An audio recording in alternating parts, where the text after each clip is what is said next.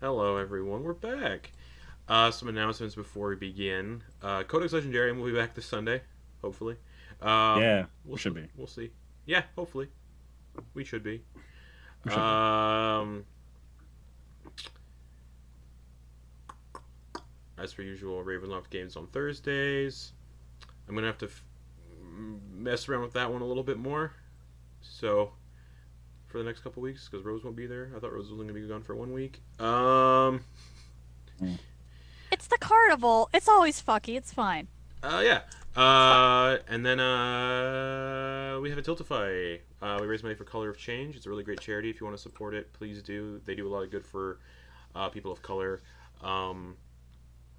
We also have a link tree where you can find all of our important links like Patreon, Twitch, YouTube, uh, and our Tiltify link. You can find that on our link tree as well as Twitter stuff. I think the DMs, my DMs Guild account's on there if you want to support me and buy some cool stuff. And the Patreon, as I mentioned, is on there as well if you want to support the channel.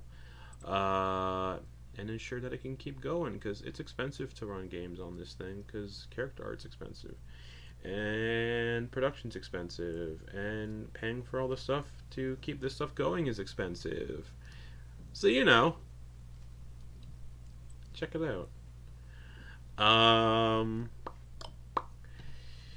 So, last we left off, you all entered a city called Cathatuuin, a big old magic city, and you walked across a bridge where a big, made of energy, with this big lava elemental had collapsed and was dead, and the party just sort of walked over top of it and entered the city itself. And yeah, Magic City. Wandered the Magic City, found some stuff. As there, you guys are looking for your patron, your group patron, Ogden Boon, who went down here with some people and hasn't heard from in a while. Yeah, walked around. You have a map of the city currently somewhere. I think I posted it in the group chat like a week ago. Let's just get really into this. You went into an arboretum, met a riddle. This is not going to be in order, cause fuck it. You Mhm. met a riddling oak that gave people riddles, and that was interesting. Um, Great riddles. went to a theater and found some stone tablets that gave the characters boons for 8 hours for reading plays, kind of deal. Went to a library, found some stuff there. Basically, some dead Nothics and a cube keystone to end the lockdown on this district you're in. You went to the bank but didn't do any bank robbing. Left the bank. Mhm. Went to the security You know that. spire. Locked down the. Got rid of the lockdown. Hung out in some pits where drug fought a duplicate of themselves. Put some eyes in some statues. Went into some towers and found some cool stuff inside these towers. Um, you found like a scrying spell scroll. You found a really cool flask called a dragon vessel that Quoin is currently holding on to. Tried doing some trials with the Sphinx. Uh, Only a couple of you did it, and someone grabbed the horn of blasting that was up in the Sphinx tower. You did the pit of sight. You went into the Cathatuuin mines. Ven found a Cathatuuin crystal, much like Kenna's, but built for a wizard, which Mhm. Ven is hopefully going to play with. Oh yeah. You also grabbed a sack filled with raw Cathatuuin with no real idea what that stuff is for or what it does. And eventually found yourselves in the Untitled Ward, which translates to mind. And you went up into this sort of tower that had a glitching door that you had to make some checks to get into. And everybody got in, except for Grump, who was knocked unconscious trying to get in, but was pulled in by somebody else. You all got in, Big strong lady Dax went fuck you drunk eye contact. and Best moment for me. found that there was a this room had once been used for storage for arcane artifacts, mainly looms, which you were familiar with from the Flesh House, way back in the early campaign sessions. I mentioned stuff called a Shatter Star, stolen, Goad's Infinite Chests, something called an Ether Splitter. And while scouring the room, Ven found a scroll called Scroll of the Comet that, when used outside, could summon a comet and just cause absolute destruction. And I believe we ended the session with you all at the top of the tower. Mm-hmm. Oh man, I just realized that would have been really good to have at the end of last campaign. Yeah, it would have. That would have been great. Just, Asmodeus' city is coming up. Woo bam! Just knock it out of the sky. Yeah, knock it out of the sky. But I yeah, we're gonna pick up at the very top of this tower, still inside. Yeah. DM point of order. We also had a lot of secrets asked and answered about specific. Yep. Quoin found out that Yodelin is flying with Bahamut, whatever that should mean. And a lot of the questions, mainly like the location of Ogden and other things, the answers were Undercity. One word responses. Pretty much everything. Some note. Oh, I need 2 documents open. Also, I don't like the sound of that. well, just to help me keep track of stuff. You also notice that when you cast spells, there's a chance the spells could have increased potency or decreased potency, which is fun. And what I'm actually looking for here, you all have 6 hours left on your boons from the theater. And tomorrow evening at 6 p.m., Heroes Feast will go away on Quoin and Kenna. Yes, What are the boons from the theater? I posted them in the group chat. That was the individual ones we got, where each of us got a benefit. Yeah, Druid can see like a mile. Yeah, that's when we can see really far. Thank you. Is that the totem barbarian ability, basically? Yeah. Yeah, okay. Yeah, they're all totem barbarian abilities. Oh, okay. I didn't Sort realize of modified a little bit. Yeah, I thought mine was because mine resembles the blood hunter ability. So. Yep. But yes, you are all at the top of this tower, having just kind of figured out what these artifacts are / were. Found a scroll of the comet, and that's where we ended, at the top of this tower. No, we ended it as you guys were leaving the tower. That's right. Mm-hmm. So you leave the tower. Well, that was interesting. Yes. Where to now? Well, was there anywhere else? Pardon me while I think back to a few minutes ago. Was there anywhere else where we needed to be we needed to look in the Untitled Ward? We'd just gotten to the Untitled Ward, right? Yeah, we only looked at one of the places. I think it was A12, Right. but I'm not sure. Was it A12 or was it one of the ones? Letting you know in a second. Okay. Yeah, you've only looked at one. You've only looked at one place. The A12s are duplicated by accident. There's only one A12. Yeah. But you have only explored in this area A9. Okay. Yeah, the A12s are off in their own little Yeah. Is that I can't tell. We're going in numerical order, I guess. Yeah. This is all sitting inside of a cavern, right? So these aren't like passageways or caverns. They're just like... with an enchanted ceiling. Right. So these are like streets, not Streets. caverns. Yep. Okay. Yeah. So Well, A12 isn't like... there's tons of streets. I just didn't want to do every single little street. Oh yeah.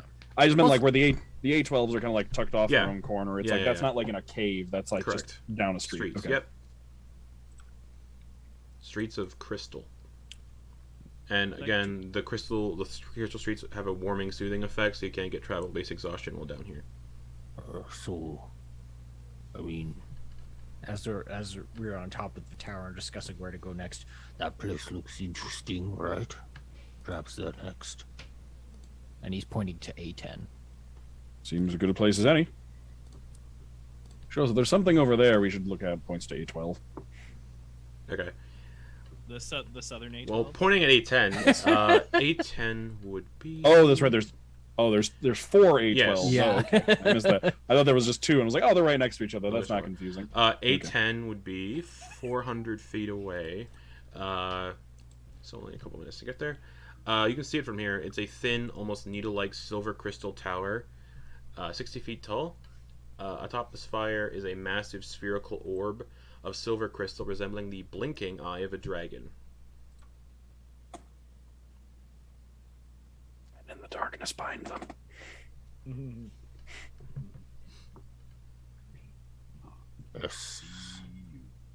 So, off we go to that needle tower thing. It's just a space needle. Seems like it. Let us. Perhaps we could call that place the Eye of the Needle. Actually, sounds actually pretty reasonable. Yes, that's not ridiculous. Let us follow all appropriate logic. Okay.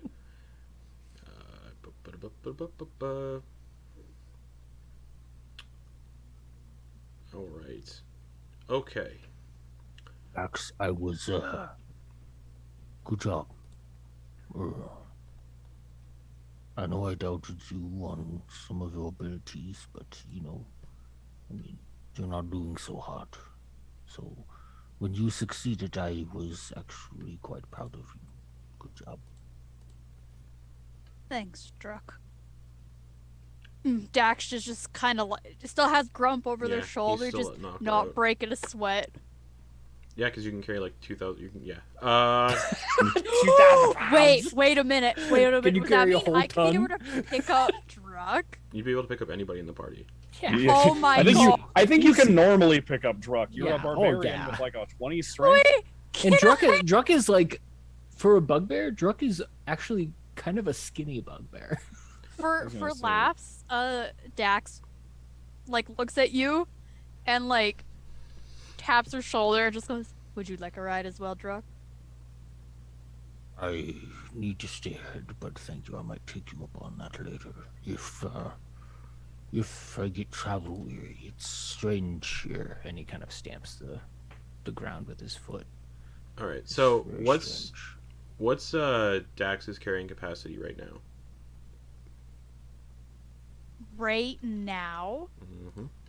like with the No, just right now. Normally. Oh, normally. That's what you meant. Fuck. I yeeted off my character sheet. What the fuck? Sorry. 1 second. 1 second. I don't know where it went. Technical difficulties. Okay, my carrying capacity normally is 630 pounds. So okay. it's So it's doubled. So right now it's 1,260 pounds. Just so we can do some bookkeeping real quick. What's your maximum lift? So we can do. 1,260 So pounds. double So that. that's doubled. So that would be 2,520 pounds that you can lift. Over a ton. That's over a ton. And the next one, maximum load, which would be like how much you can carry before you get encumbered, which it's 630 times 2. So we already did that. Yep. Nice. This is. I can carry everybody in the party at once. Yeah. Probably, Like a yeah. shitty actually. Scooby Doo. You'd be. moment. I'll say. Anyways, you do get to the bottom of this tower eventually, and it's only 400 feet to the next tower. So it's you get there in like a minute and a half. This is taller than I thought it would be. It's a 60-foot Very. tall silver needle-like tower with a blinking Wait. silver dragon eye on top. Is there an entrance, or is None of it your just business. like? Okay. Yeah, it's I apologize, tower. It's the same veil-like doorway that's transparent, indicated it can be entered without issue, but needs to be first entered by someone proficient in Arcana, like the other doorways. So it completely opens. Then that looked extremely easy. Was there any trick to it? No, not really. It's been like the other doors, aside from the last one. Yeah. Oh yeah. Nope. I'm in on that. I'm just, Okay, cool. Yes. You are a powerful wizard. We're lucky to have you. Thank you. Then internally, he's like, I'm pretty sure any first year student at the academy can Yep. open any of these Yep. doors. Exactly. The base of the tower, is covered in dragon-like eyes carved into the walls, and a spiral staircase descending upwards.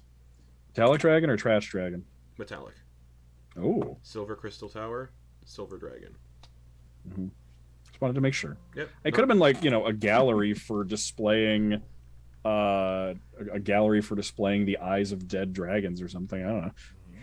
Dead trash dragons.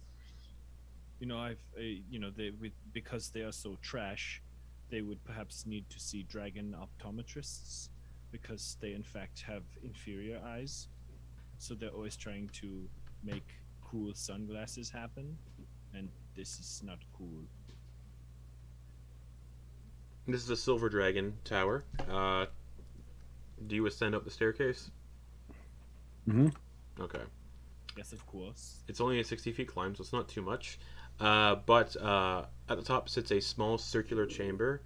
It is empty, aside from a 10-foot tall statue of solid platinum built into the likeness of Bahamut, and is surrounded by 6 floating yellow crystals fashioned into canaries. Set in the open maw of this statue is a potion encased in a gray, jagged crystal vial and filled with a transparent silver fluid where a silver-colored scale floats. Carved into the base of the statue is a phrase in a language none of you can read. Be 10 minutes and I can fix that. In that 10 I minutes. try to identify the potion with my potion knowledge. You'd have to take a little sip of it to do that. But you I can't just make a visual inference. No, because you never would have seen a potion like this before. I've seen you do this before. Perhaps I should try. At 10 minutes, The stopper doesn't come out. Oh, okay. And you can't remove the potion. It's stuck in there. It doesn't come out. Oh, okay. But Evan, what are you doing? Oh, what's Quoin doing? Sorry. Sorry, it just happened like 4 or 5 times in a row. Is this volume down? So Quoin is going to bust out the after hearing his news, he's going to bust out the prayer kneeler that Okay. he has, and some of the other ceremonial shit, and just like take 10 minutes, just have a fucking dope ass prayer sesh, like Okay, cool. praise to Bahamut, and Sounds like, good. oh, if you can hear me yodeling, almost like just Mm-hmm. over.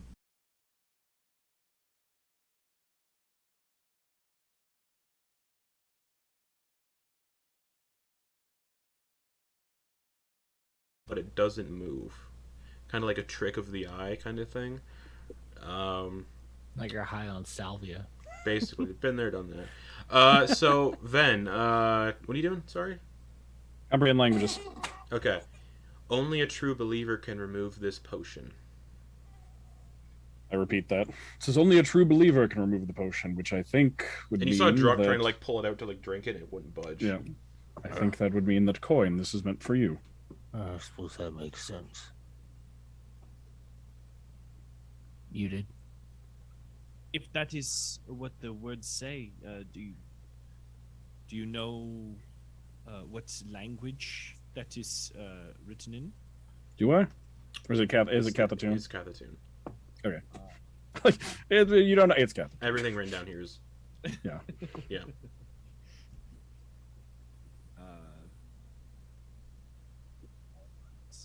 Yeah, then Quoin would, I guess, as reverently as possible as one can when they're scaling the effigy of their god, or I guess maybe not effigy is probably not the right word, but the just as reverent as you can be.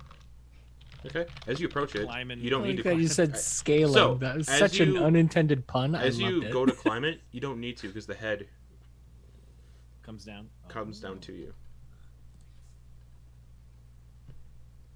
Then just like averting the gaze and just like putting hands up and just reverently, like, yeah. And you can just pull it out with ease. Just. And it's the potion. It's a jagged crystal vial, but the inside is like of liquid gold, and there's a single silver scale floating in it. And somehow, when you grab it, it's like this statue's imparting knowledge to you of what this potion is. Oh. And this is Alright. called a potion of Dragon's Majesty. When you drink this potion, you transform into an adult dragon of the same kind as the dragon the scale came from. The transformation lasts for 1 hour. Any equipment you are wearing or carrying melts into your new form or falls to the ground. Your choice. For the duration, you use the game statistics of the adult dragon instead of your own, but retain your languages, personality, and memories. You cannot use a dragon's change shape or its legendary or lair actions. So, you can add a potion of Dragon's Majesty to your equipment. If you drink it, you turn into an adult silver dragon for 1 hour. Just like, I'm fine. Don't look. Stop looking at me. It's normal for a face to be this wet. It's normal.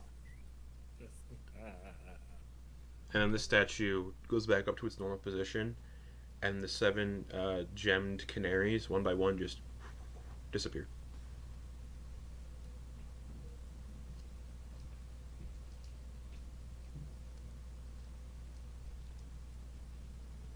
Quoin, are you doing all right? I am fine. Have you? I'll be honest. I do not know. Do you all have awareness of the day you were born? Do you celebrate that as the calendar goes around? You celebrate that, you know, it seems every year there's a anniversary. You know, do you have like a party or anything? Birthday, yes. Yes. I don't have that. Do not know it really, and I've never celebrated it before. But I think I feel like today is kind of making up for any of those days that I did not have any gifts. Like I've found out that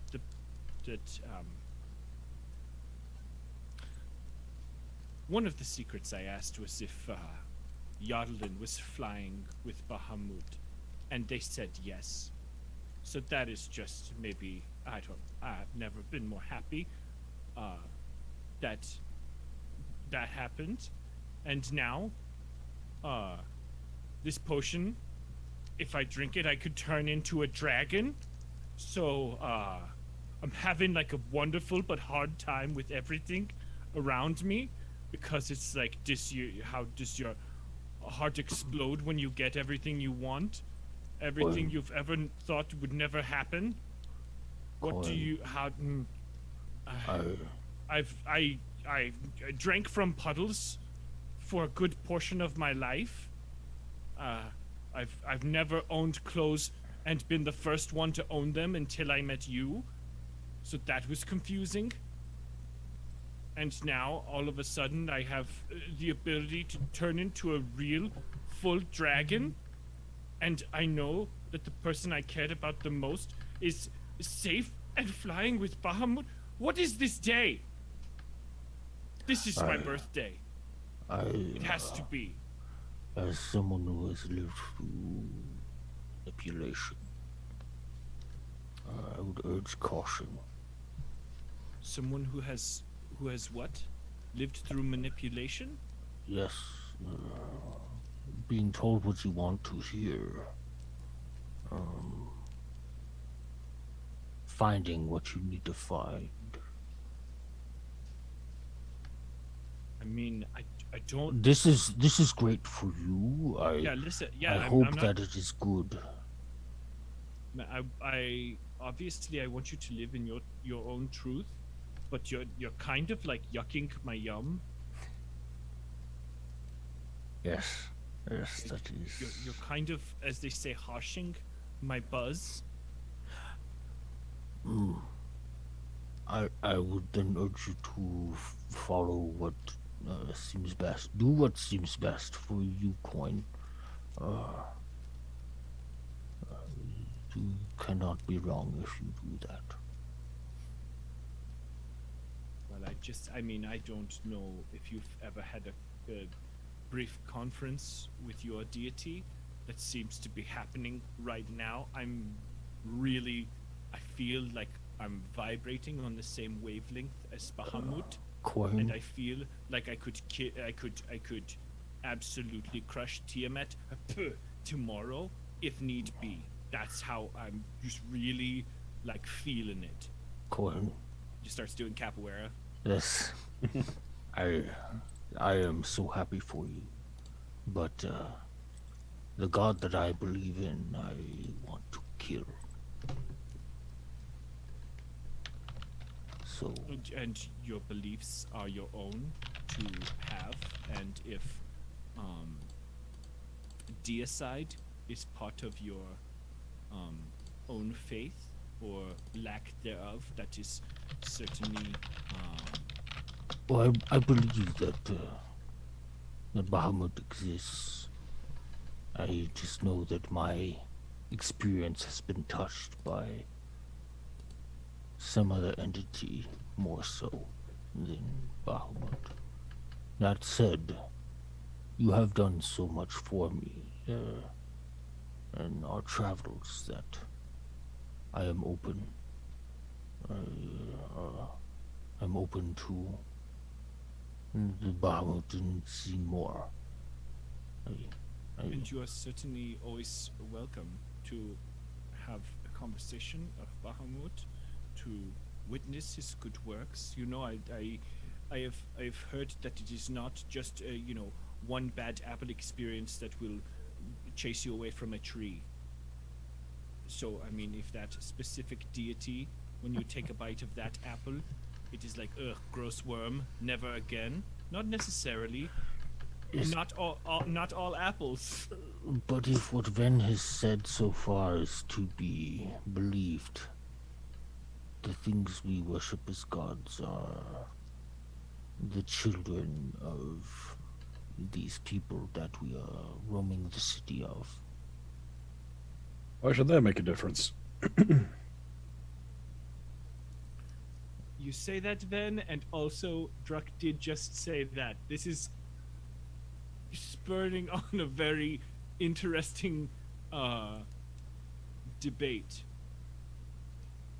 Well, I think that gods are more than just the gods themselves. They are the experiences we've had, they're the faith we place in them, they are they're the ways they've touched and affected our lives, the way they bring other people together. They're not just the god themselves, they are like the faith they bring us, greater than that. They are, because of the faith we place in them and the community they grow and create in their wake, they are more than just beings, and not just because they're powerful.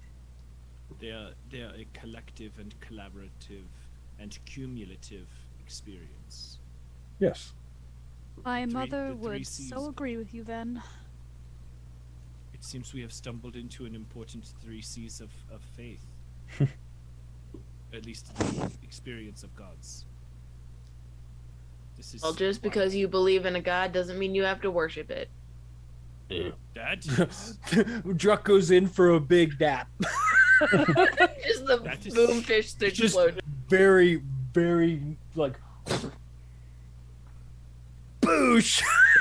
Like Can So we like they- test his strength check to see if Rock No. breaks my knuckles? No. no. Druck, you're thinking of the moon, aren't you? Yes, of course. Why wouldn't I? Well, They are the thing that has affected my life the most of any god that I know, other than the saving that, the healing and such that. oh yes. I just think that words are important, Okay. and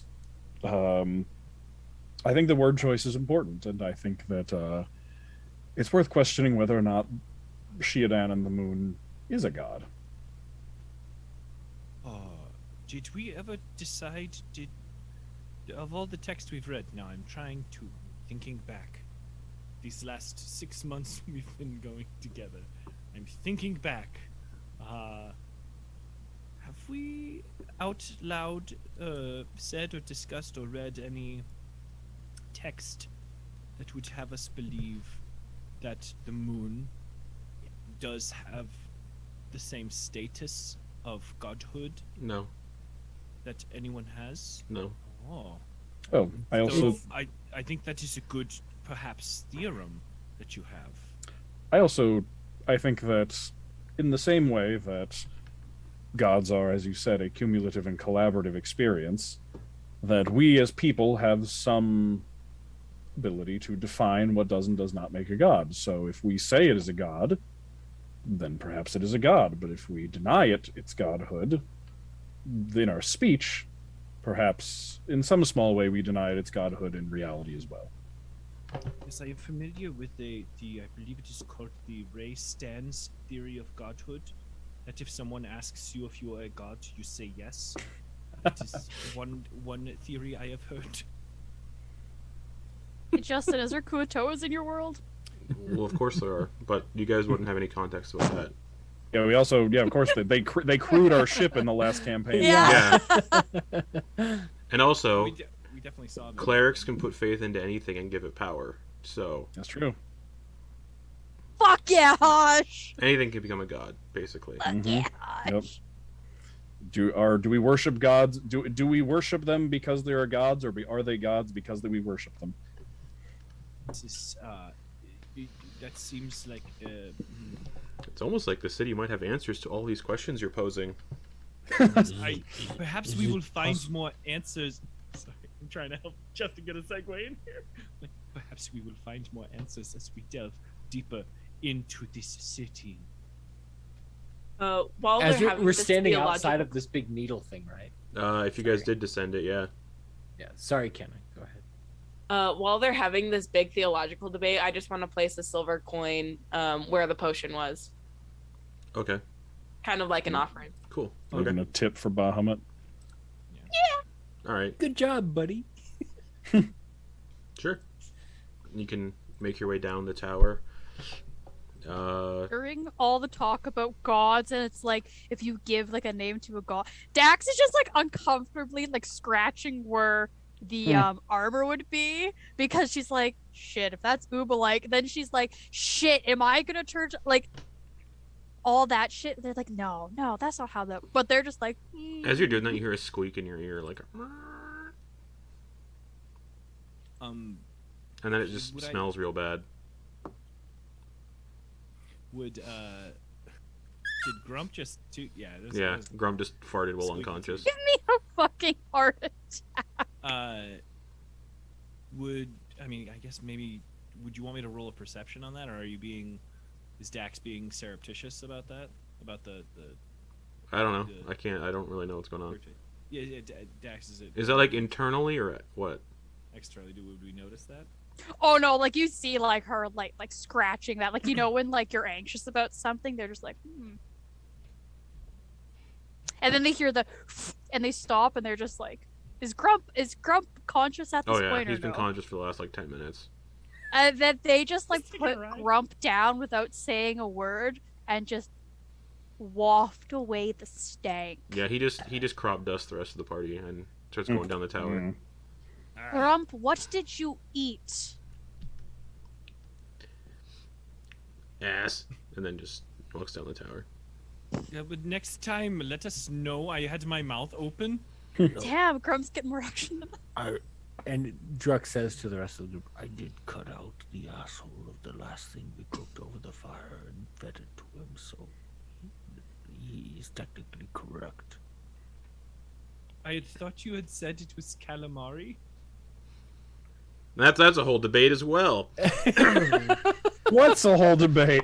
A lot of there's a whole thing that calamari is actually pig anuses, like the ones you get in that are mass bought in restaurants and stuff. Yeah, it's a whole debate. Anyways, No, I didn't need to know that. I well, didn't need it's a to thing. Work in restaurants. brain bleach. Yep, I work at restaurants, so that's a thing that I've had to learn. So you all make your way Please to the take bottom. my brain now. You all make your way to. It's cheaper too. You all make your way to the bottom of the tower, and it tastes like it's rubbery and tastes like nothing. So, anyways, you make your way to the bottom of the tower. Dax. Yes, if Quoin. you- Just know that we can always take a moment to say a prayer anytime that you are feeling unsure, or if you need, the Bahamut is a strong, sturdy tree in a storm. In fact, he is the storm. But that is what I'm saying is if you are feeling unsure of yourself or of your faith, you're always welcome to say a prayer with me, or not. No pressure. Not a pressure guy. But yeah, if you are feeling any discomfort, I have found comfort in the prayers of Bahamut. But again, no pressure. I think we're heading this way. Yes, everyone? I appreciate that, Quoin. You all feel like a slight, like shake, like a tremor. Just feels like an earthquake, probably somewhere outside. Normal. I hate cities. Especially ones like this that are floating over lava. Oh, it's fine. It is a concern. I've seen tons of cities floating. Have you? Yeah. Where and when? 36 years ago, there was a huge one flying over a city, and devils were coming out of it. And that wasn't concerning? Well, it was, but this is nothing compared to that. But that's only like one example. I still feel that a building falling on you, as compared to being stabbed, compared to a building falling on you, being stabbed is nothing, yet both will still kill you. Yeah. But that was much worse than this is. So I'm fine. But this could still kill us. Yeah, but there's no devils coming out of everywhere. Alright. And this city isn't shooting meteors at us. I think it's the It is not difference shooting between... Sorry, I was going to say it is not shooting meteors at us yet. Oh. I'm just gonna pull out my staff and knock on it real quick, just to like knock on wood. I think it might be the difference between being eaten by a bear and being eaten by an owl bear. Still eaten. One more glorious? Question mark? Than the other. So... I'd rather be eaten by a lady goblin. To each their own.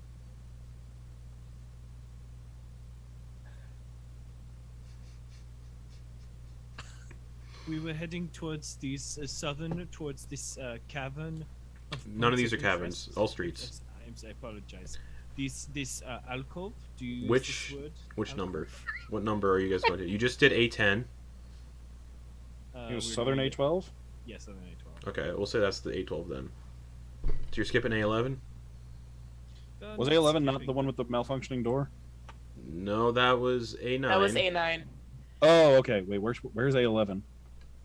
A11 would happen. Druk mentioned on- going in numerical Oh. order, and you guys Yeah, said, it's that also sounds all- good. Oh, okay. Right. Well, the only thing. Okay, but the only thing is Yeah, A11's A10. way up. Like we'd Yeah. have to like go all the way up to A11 Yeah. and then back down to A12. Yeah, So A10, so... Yeah.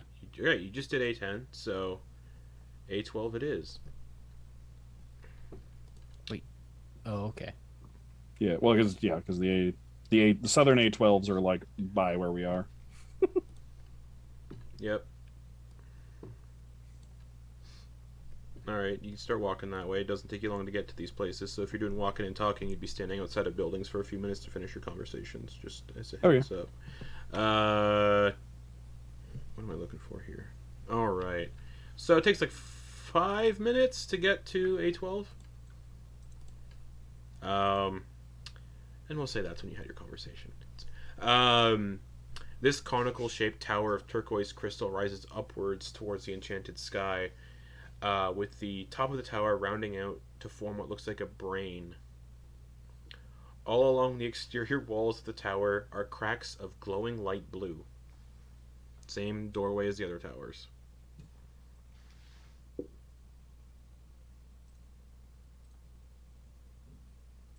Alright, then you're up.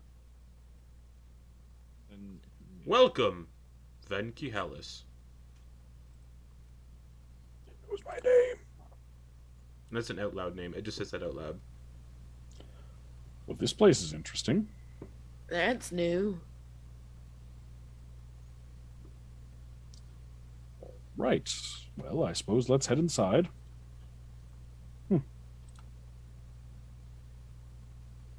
Who's next?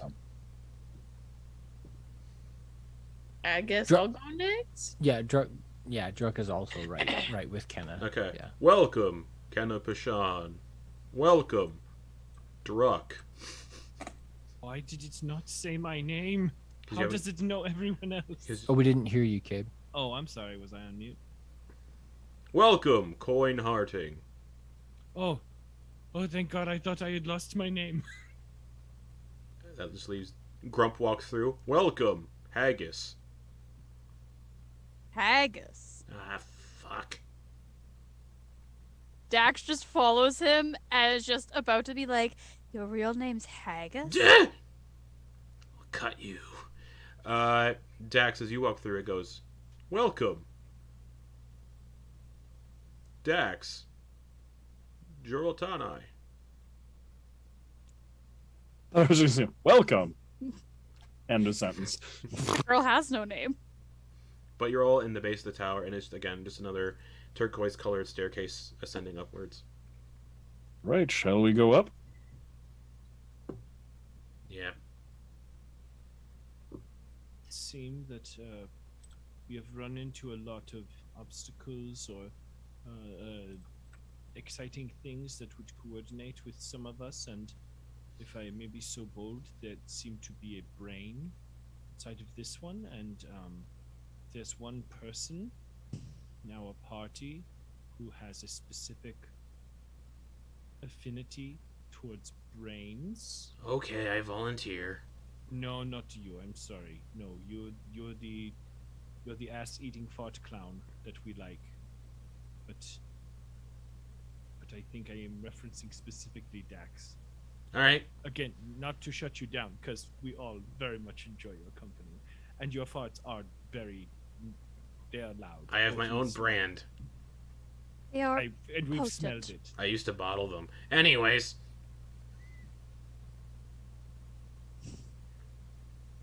He tries to push Dax up the stairs. Dax just looks down at them, just like, don't strain yourself. Might pull a muscle, never be able to fart again. Dax is gonna start making their way up the stairs. Alright. Set into the middle of the top floor is a large domed chair with a strange sort of helmet made of silver and mithril connected to a series of crystalline tendrils to the back of the seat. Cerebro. Yeah, basically it looks like fantasy Cerebro. Okay. Love it when you jokingly compare the DM's description to something and just actually hit the nail on the head. Yeah, it's basically looks like fantasy Cerebro. Okay. Is this giving Dax vibes from when they were in that Nautiloid ship? Similar, Or but no. not Similar. gross looking Okay. and not organic. Dax is gonna go up closer to it and like see if there's any like buttons or No. anything on it. Okay.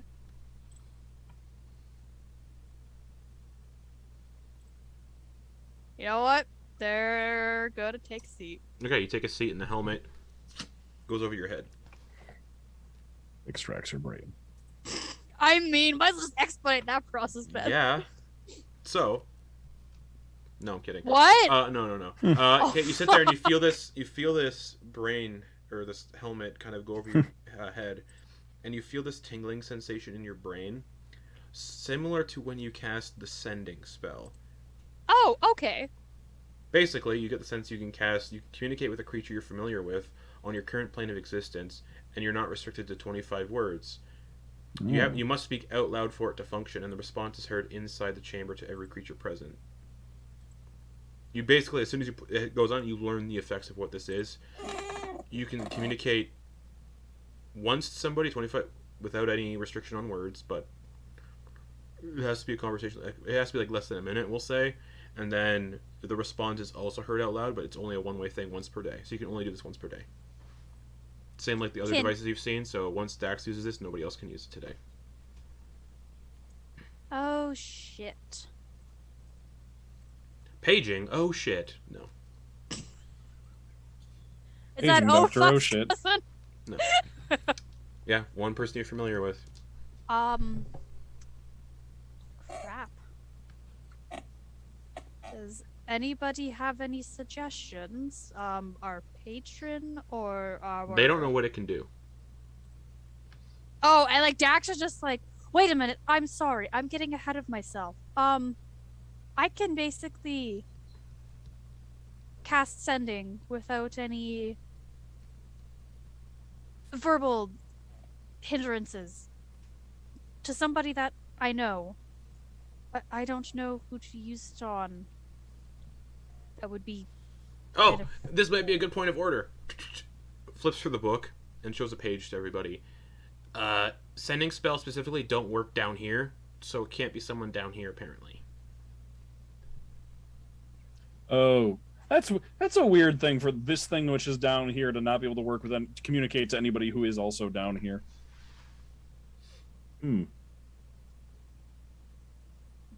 Is there anyone we need to talk to on the surface?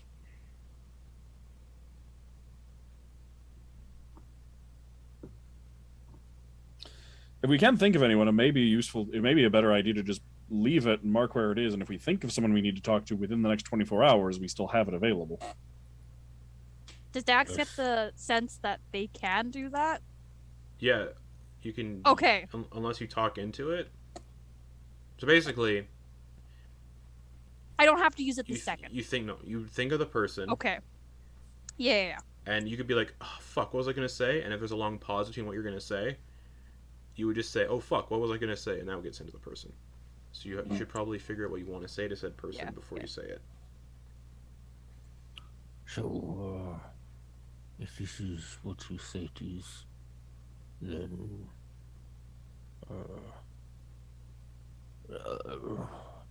we don't really have anyone that would want to tell about any part of this, right? Like, this is all knowledge that is best left unlearned.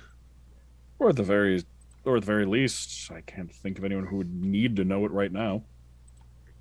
Can It Dax seems like push the head thing up? Yep. seems like the person that was most interested in this is actually lost here. There's also the headmaster you've been given stuff to from this place. Dax put it up, But and they stood up, and they said to them, maybe the headmaster, but I don't know what we would say to them. Well, the moon did say there was a mole somewhere, and sort of did sow some doubts between us and the headmaster. You trust the moon? No, but Maybe I'm the mole. I came to you with the book out of nowhere. Ooh. it's because you work for Ogden. Yes. Do I? I think so. I suppose I could just kill you if you want to go on this. Oh, you could certainly try. And I mean, I could just use my axe on you. No, you can't. Yeah, you'd have to use a sword. The axe would kill you. Yeah. And like Dax just like rubs the grump. Druck I will will just throw lean you over to off of this tower. You could try. Druck will Just- just Just hurl him into the lava. Druck will just lean over to Dax and be like, later.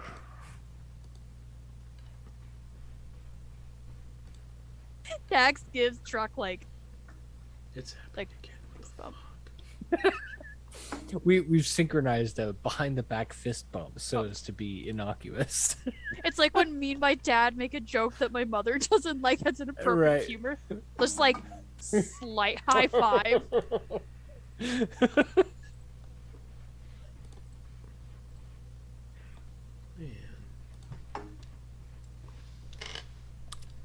Let's think on it. I think we should go start it. We should keep exploring. Again, if we can think of anything, we can come back here. Yes. As we figure out where we're going, we're walking to the next one. Mm-hmm. Dax just kind of doesn't pull them aside, but like kind of like quietly says to them, just like, It's really nice that, Quoin figured out that Yardelins with Bahamut, and you said that my mother is, at peace and all that. It's so strange. Whenever I think about her now, I think of the moon. I just can't. I know it's strange, and I guess that means she's with. I guess that really does mean she's at peace with our Mathman, right? What do you mean you think of the moon every time? I just woke up the one day afterwards and just kept thinking of the moon.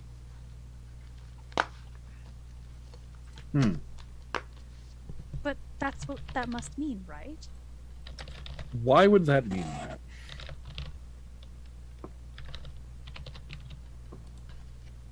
Well, The moon is if... the.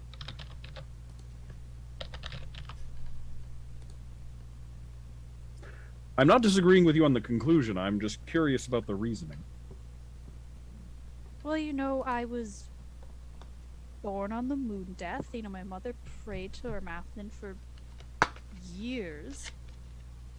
And if our Mathman's tied with the moon, it makes sense, Our Mathman isn't tied with the moon. The moon is Khihalis. Is he? Yeah, you guys he learned created it. Yeah. And that's true. To do it, they had to imbue their own consciousness into it. So technically, it's part of their whole makeup. And you did learn that he couldn't destroy it because it's part of their own. That's true. That's true. I meant in his original dogma religion. There's not a connection, but yes, now we know. Yeah.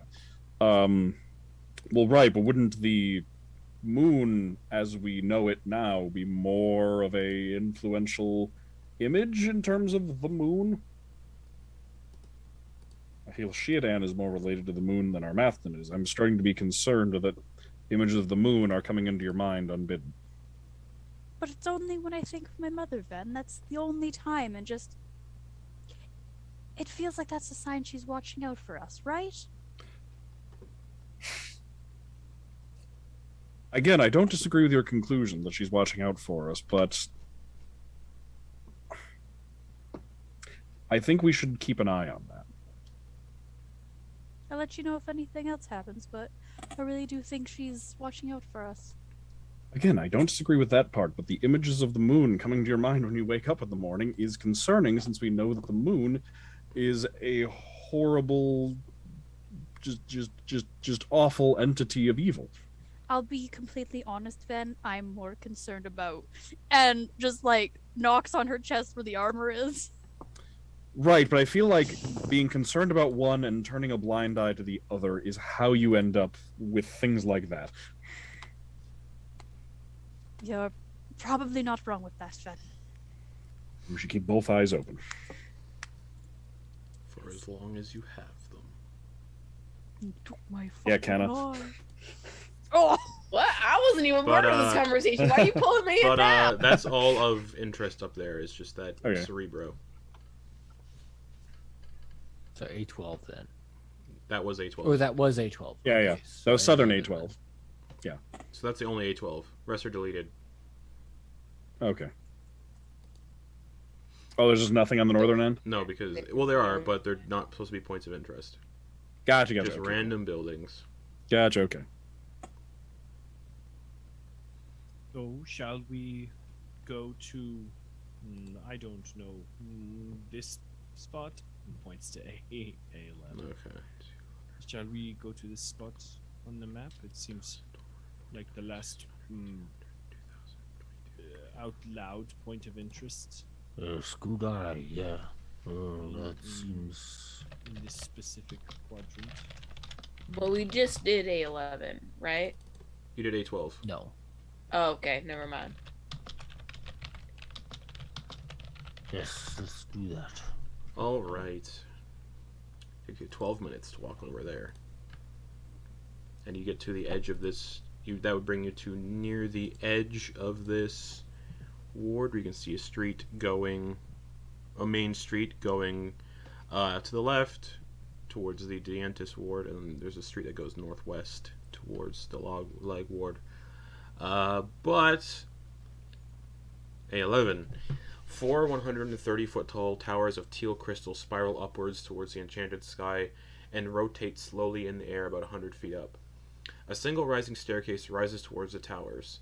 At the base of the tower is a type of construct made of solid adamantine that is roughly 12 feet tall, but has been torn asunder. Its left arm looks like a ship cannon, but made of adamantine and covered in strange carvings resembling the symbols for each school of magic.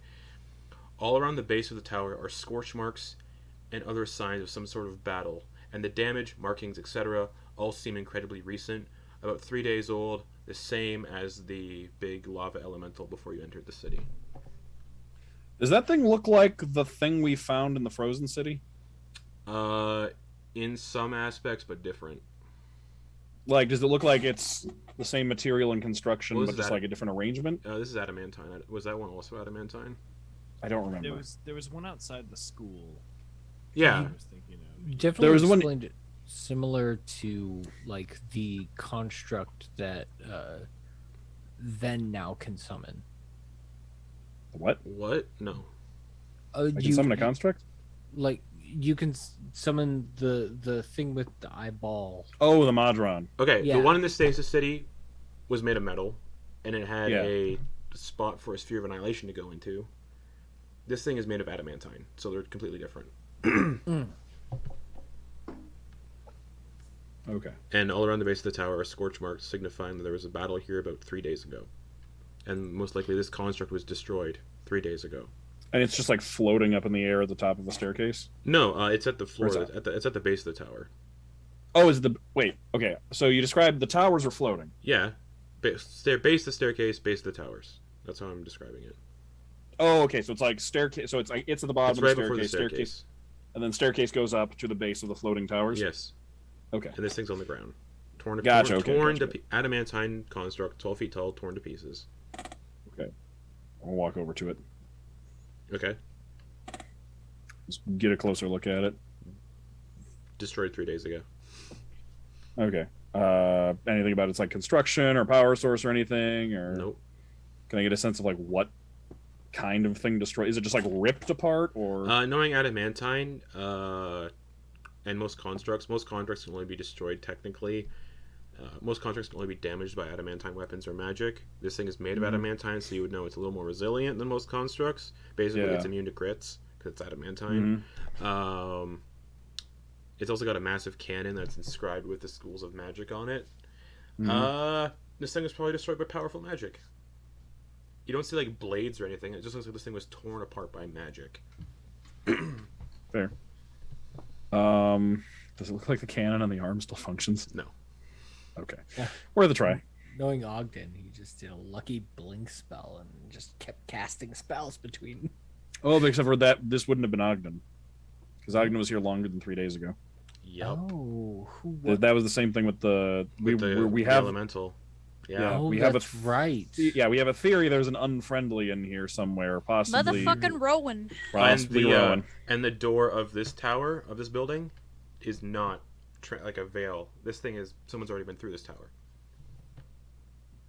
Like, have we noticed have you noticed the door closed behind us when we leave? Nope.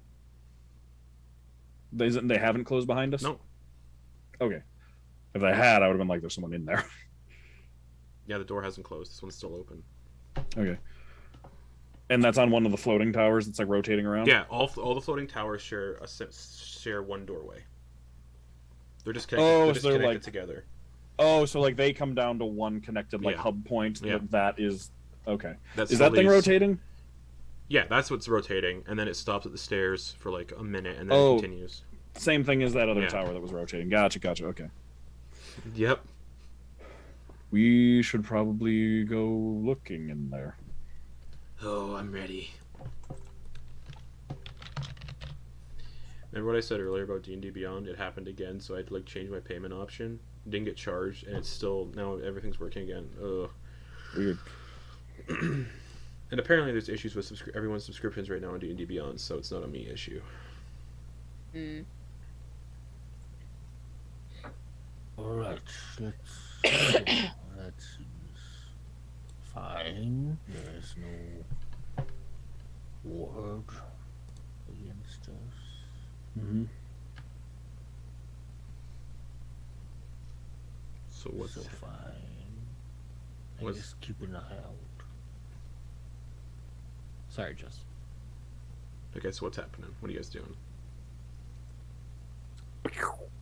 Going in? There's nothing for for Ven to pop, so Druck's going Okay. first. The bottom of the tower is just a staircase going upwards, just like all the others. Okay. The top floor of the towers, however, all the towers converge onto one point, so you can just see the opening of each tower. There's no like walls or anything up here. It's just all 4 towers converge up here as well into one big open chamber. The top floor of the towers are covered in scorch marks, and the floor is littered with a thick layer of ashes with numerous boot prints in the ashes. You can make out the remnants of shattered crystalline bookcases. There's nothing left in here, just shattered bookcases.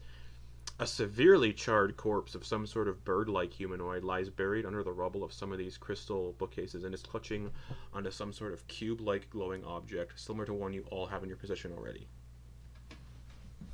Bird like, is that an Aarakocra or? You can't tell. They're severely burned and lying under rubble. You can just see their feet sticking out. Oh, you can just see like bird feet. Yeah. And then like the hand holding the cube. Yeah.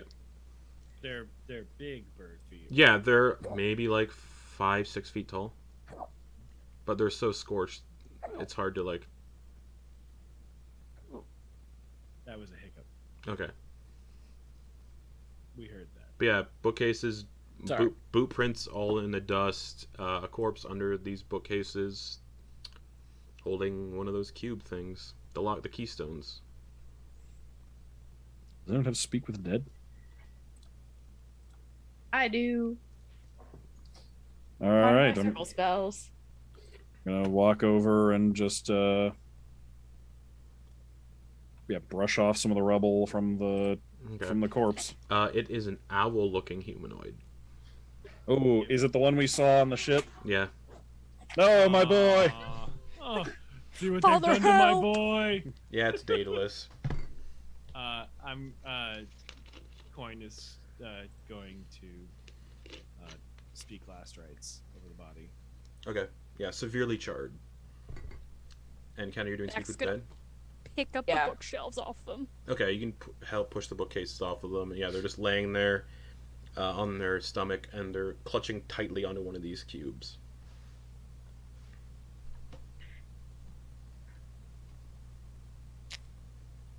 Mm-hmm. Start. All right, guys. What question should I ask? So you casting Speak with Dead? Do you already cast Speak with Dead?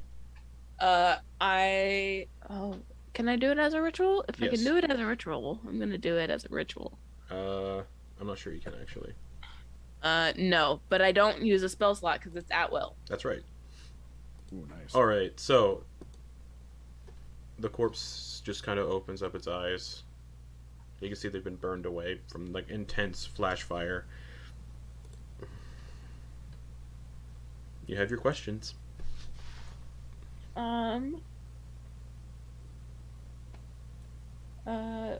Were you traveling with Ogden Boon? Sam, you remember how to do Daedalus's voice? I don't actually. Okay, cool. No. Cool. I don't know either. I don't remember it either. Yeah. He sounded. If I remember, he sounded like Ralph from the Muppets a little bit. Which one is that? Yeah, don't worry about it. You're It's playing fine. God? It's gonna take forever to figure it out. Yeah. It's just gonna be Icarus because he's Icarus's cousin. Oh wait, no, I do remember. He talked like Icarus, but he talked like Shakespearean Icarus, if I remember correctly. He was Macho Man Randy Savage doing like old Middle English like gentleman. You're gonna roleplay this, so I'm gonna. barely. I'm gonna. Yeah, that's right. That's Yes! right. Yes! So I'm gonna send you the answers and then you can just reply as Daedalus. Okay, all right. So yes, the answer would be yes. Yes.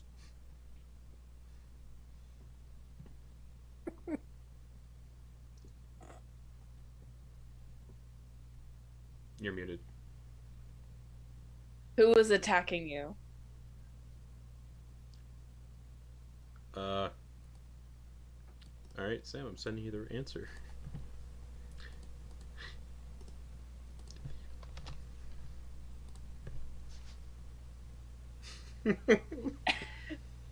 The headmaster of the academy. Oh, Good thing we didn't call him. oh fuck! Good heavens. And you can see numerous boot prints in the ashes, so it wasn't just him here. Oh, like they're all different sizes. It's not just like one person milling around. It looks like 9 different people.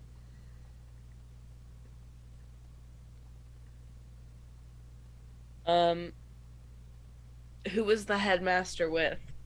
That's a good question because I got an answer for that one. Sam, you got a big one. And when Daedalus says this, Ven is going to recognize each of these people by description alone. Oh boy. Oh, by description. Okay. Oh God. Okay. All right. Let's Have fun. see.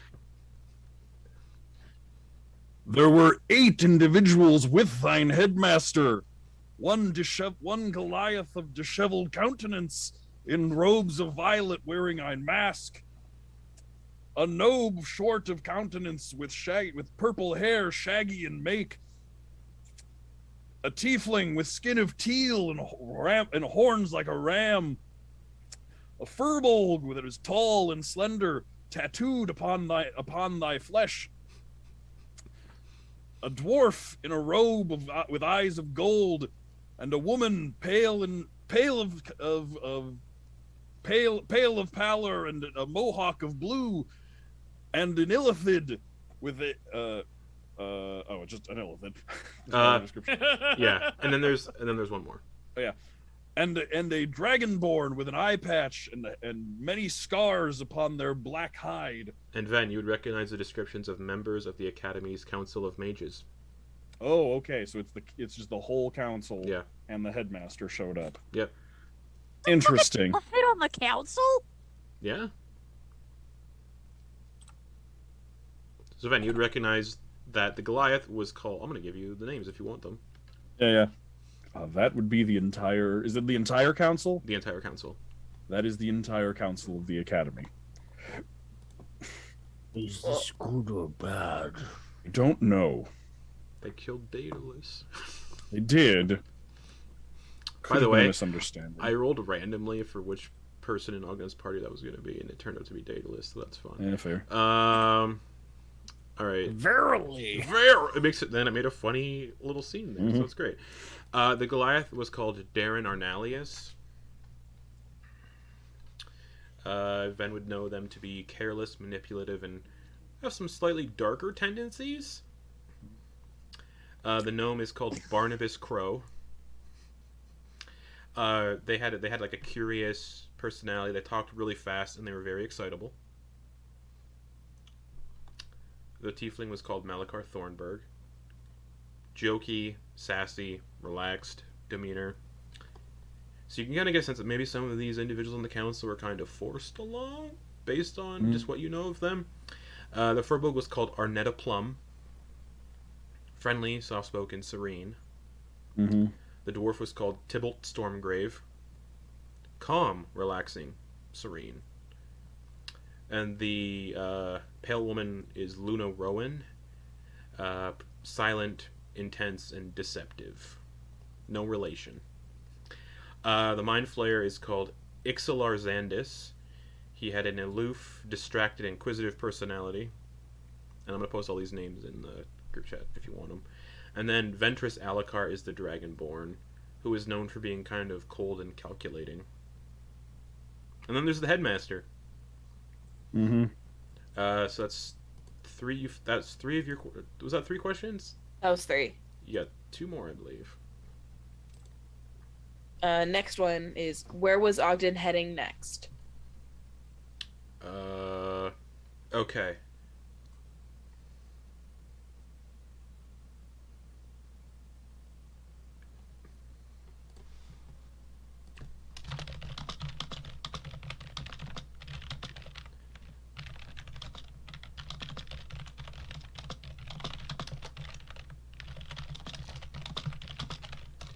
All right, there's the response. Okay. I gotta translate this into Daedalus speak.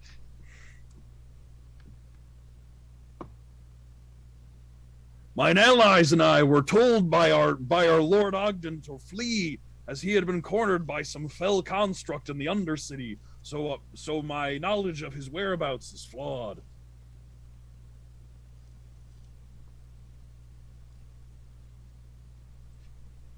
One question left.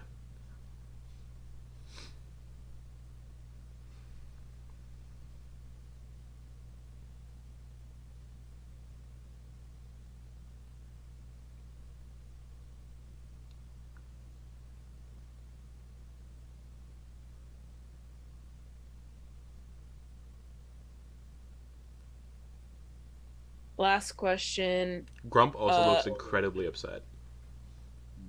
Who? Grump looks incredibly Oh, upset. Grump. Yeah. Okay. Was he traveling with anyone else besides your party?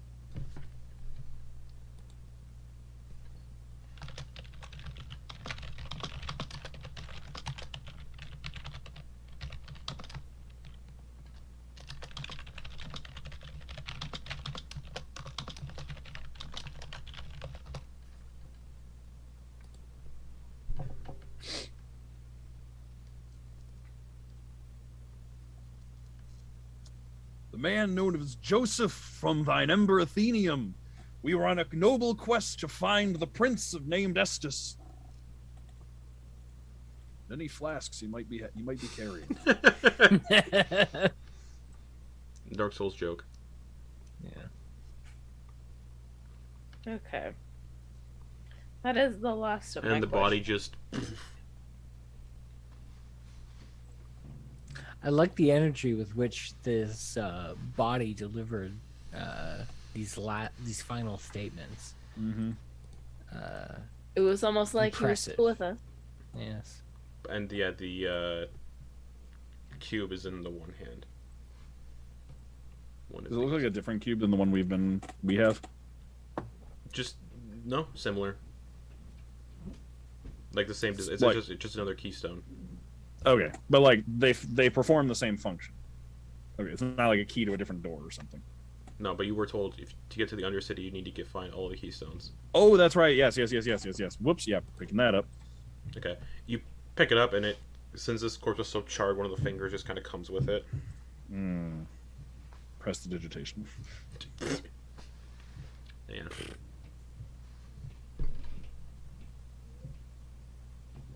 So the construct on the bridge? They said the Undercity, so that is not the. Oh, in the Undercity. Undercity. He was cornered in the Undercity. Yes. Okay. Grump is just like hugging Daedalus.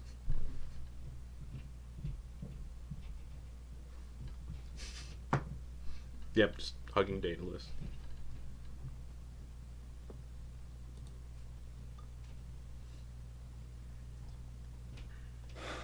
I'm very sorry, my small friend. Can I ask you all a favor? Yes. Can we bring his... Oh, never mind, I have one. And he just starts putting Daedalus's body in a bag of holding. Oh, okay, all right. For burial. Hmm. Never mind, I forgot I had one. No, before you put him in your bag completely, if you want to put him in this chest, you could pull him out of anywhere. No, that's okay. Okay, I just thought, maybe he could join you in one last prank, and you could possibly. I don't want to disrespect the body in any way. That is certainly a thing. Look at that growth.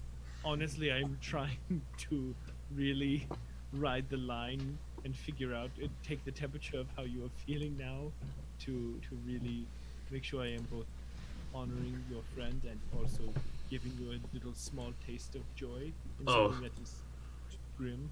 Thank you. Yes. You're more than welcome. And that is all of interest up here. Right. So what does all of this mean? Sven, this seems not so good. We may find ourselves at odds with the headmaster, and the headmaster may be not what he seems. At the same time, this may be also just because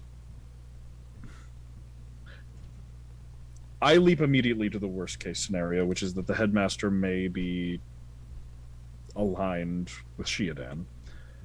but it's possible that a more mundane conflict caused this. The Emberathene, just the Ember. How did the Emberathene and the Academy feel about each other?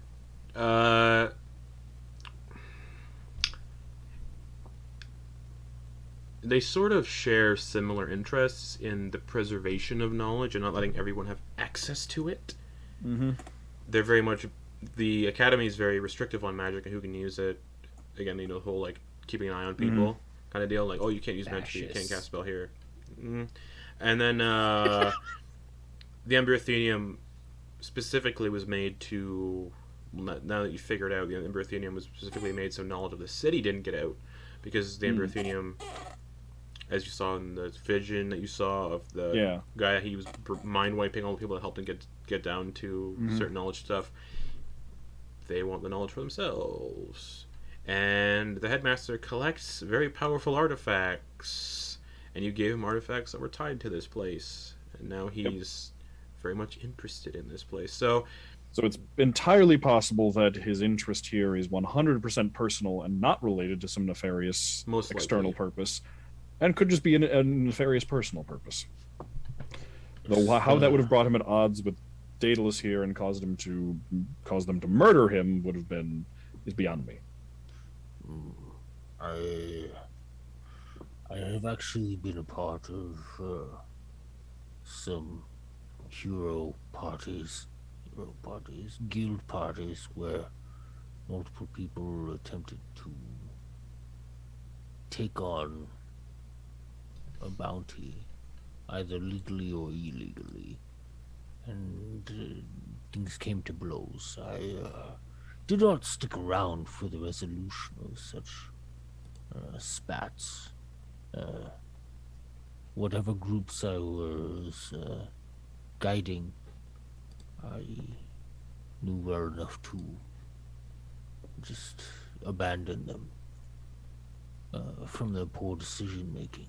But this seems like it could be similar, where two, I guess, quote-unquote, noble groups are attempting to explore a similar goal or fell a similar creature, but come to blows through some misunderstanding. Fen, the battle scene at the top of the tower looks like everyone was here in the headmaster's group, but only the headmaster took part in the killing. Everyone else kind of just... Like, based on the footprints and looking at it, you can easily tell it's just the headmaster that took part in the... Okay. Seems and, like only and also the Speak with Dead specifically said only the headmaster attacked him. Oh, that's true, It seems like only the headmaster is the one visiting violence on anyone, so the others are just along for the ride, it seems. Which bodes well for us, because there's a potential that, well, should things come to blows, we won't have to fight all of them. We would potentially only have to deal with the headmaster. And possibly be able to persuade some of them to our side. No, I'm killing the headmaster. Well, yes, but I mean, we would have perhaps you would have allies in that regard on the council to not have them fight against you. Or at least allies of ambiguity, where they just don't do anything and are not actively against you. True. I also can't speak for Ogden if Ogden finds out that one of our own was killed by somebody with no remorse and just out of nowhere. Well, we don't know that that's the case. The body was left, burned to a crisp. I mean... To be fair, we've left bodies burned to a crisp and left places with some remorse. We don't know the situation, but I think that... We don't know what the situation is. We should keep our minds open, but I think it is important to entertain the darker possibilities as well with this evidence. So, hope for the best, but prepare for the worst. Yes.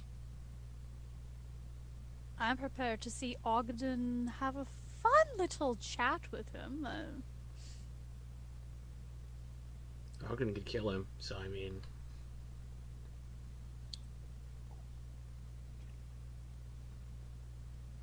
I don't want to be in this tower anymore, and Grump just leaves. Yeah, that is understandable. Let us go. Let us keep on moving forward. I do not like... all of the beings that or all of the people that we're talking about in this exchange are very powerful. And it seems like any altercation with pretty much anyone that's ventured here may result in one of us dying. That seems not so good of odds. Well, we're going to do our best to make sure that doesn't happen, and also we have several diamonds just in case such a thing does happen. How much do we want to? We should, as a group, I feel as though we should try to figure out our stasis of neutrality should the two opposing groups clash in front of us. I think it is worth it to... Grump already left, right? Yeah, you can hear, he's walking down the stairs. He's elderly for a goblin, so it's taking him some time to go down the stairs. You can still hear him, like... Okay. I'm going to wait for him to be out of earshot. Okay. I'm going to say, I think it's still worth entertaining the possibility that either side could be potentially at fault here. I think it's important to gather the evidence, and I think that in this place where blood has been shed and a life has been taken, neutrality may not be the kind of thing that we have the luxury of or should morally take at this point, but I think we should move forward with our minds and eyes open. Yes, I am just... We, all of us, know how powerful this person was last time we met them. I am just concerned for everyone in the group. This, like, coming to an altercation with this one might be... it's one of those situations. Yes, all of us can jump a person with a knife, but one of us will most certainly receive a mortal wound. You know what I mean?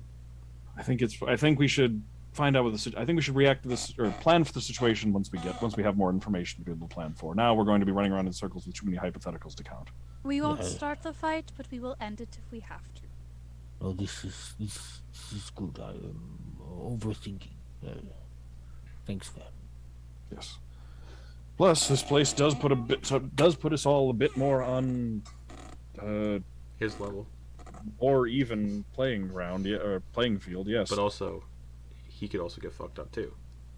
Oh, absolutely. Yeah. But that's he normally has that ability, so the fact that it's random, we actually have even chances to cast things in the same spell slot. Yeah. Yeah, I also just want to maybe point out that is there a situation where it's acceptable that someone would kill Daedalus? You all don't know Daedalus. Yeah, I was gonna say I know. I'm saying that more in like a hey, it's pretty fucked up that this cool bird person that we saw on Ogden's ship died. Oh yeah. Think maybe he was just caught in the crossfire, or he was the one that they chased. So yeah, based on the footprints, you don't see Daedalus's footprints. Maybe he was flying through. But you just see these people's footprints. You don't see any footprints, any other footprints. Well, that's also in ash, right? Correct. So the ash was probably there after he was killed. So if there were people walking through before he was killed, there wouldn't be footprints. So if Ogden, Joseph, and the rest were there, he also said we got separated in the Undercity, and they got separated in the Undercity. That's right. Okay. He was here alone. You can put that together. And he was probably the one the council just decided to follow? You don't know. Or they found him there? You don't know. Interesting that they left him with the keystone clearly visible. Clearly there are other things at play. because he But, knew like- they were there before he died.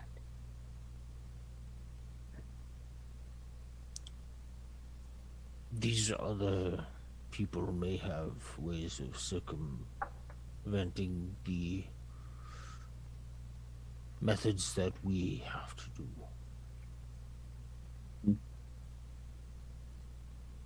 But, Quoin, to answer your question, I have, like I said, have seen situations where opposing factions can clash and someone gets injured or killed, even though there is usually no animosity between them. It's just, they both want to achieve the same goals, but for themselves.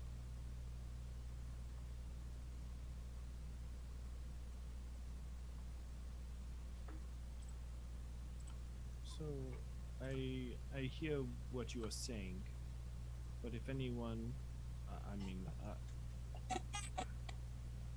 I know Grump is at times a nasty little fart machine, but if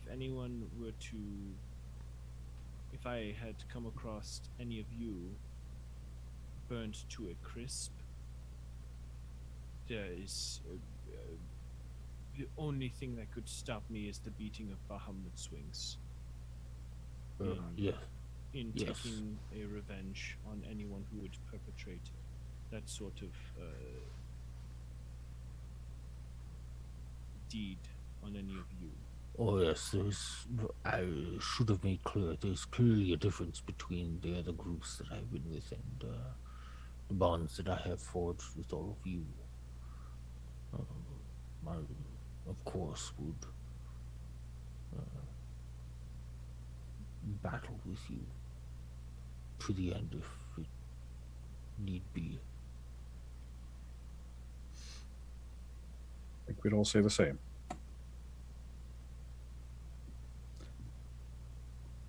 I don't think anything is going to be decided here about the situation. I think we need to just continue walking and see what happens.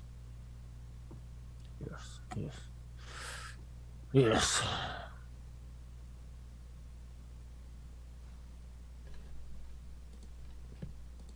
And I suppose that we just finished A11, correct? Yep. So, are we heading to the Lock Ward? Wherever you guys want to go, Deantis or Lockward. Or, yeah. Because, I imagine we need to go through all of the... this is just based on the pattern that's been established, but I imagine we need to go through all of the perimeter areas to try to find the cubes needed to get to Deantis Ward. But that's kind of just... You don't see a barrier based blocking. on You a don't see. pattern. You don't see a barrier blocking the Deantis Ward. Okay.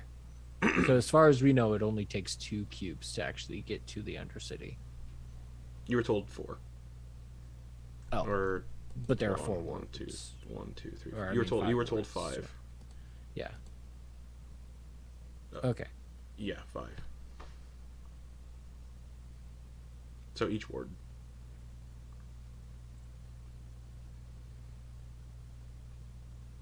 We have not seen path to the Undercity.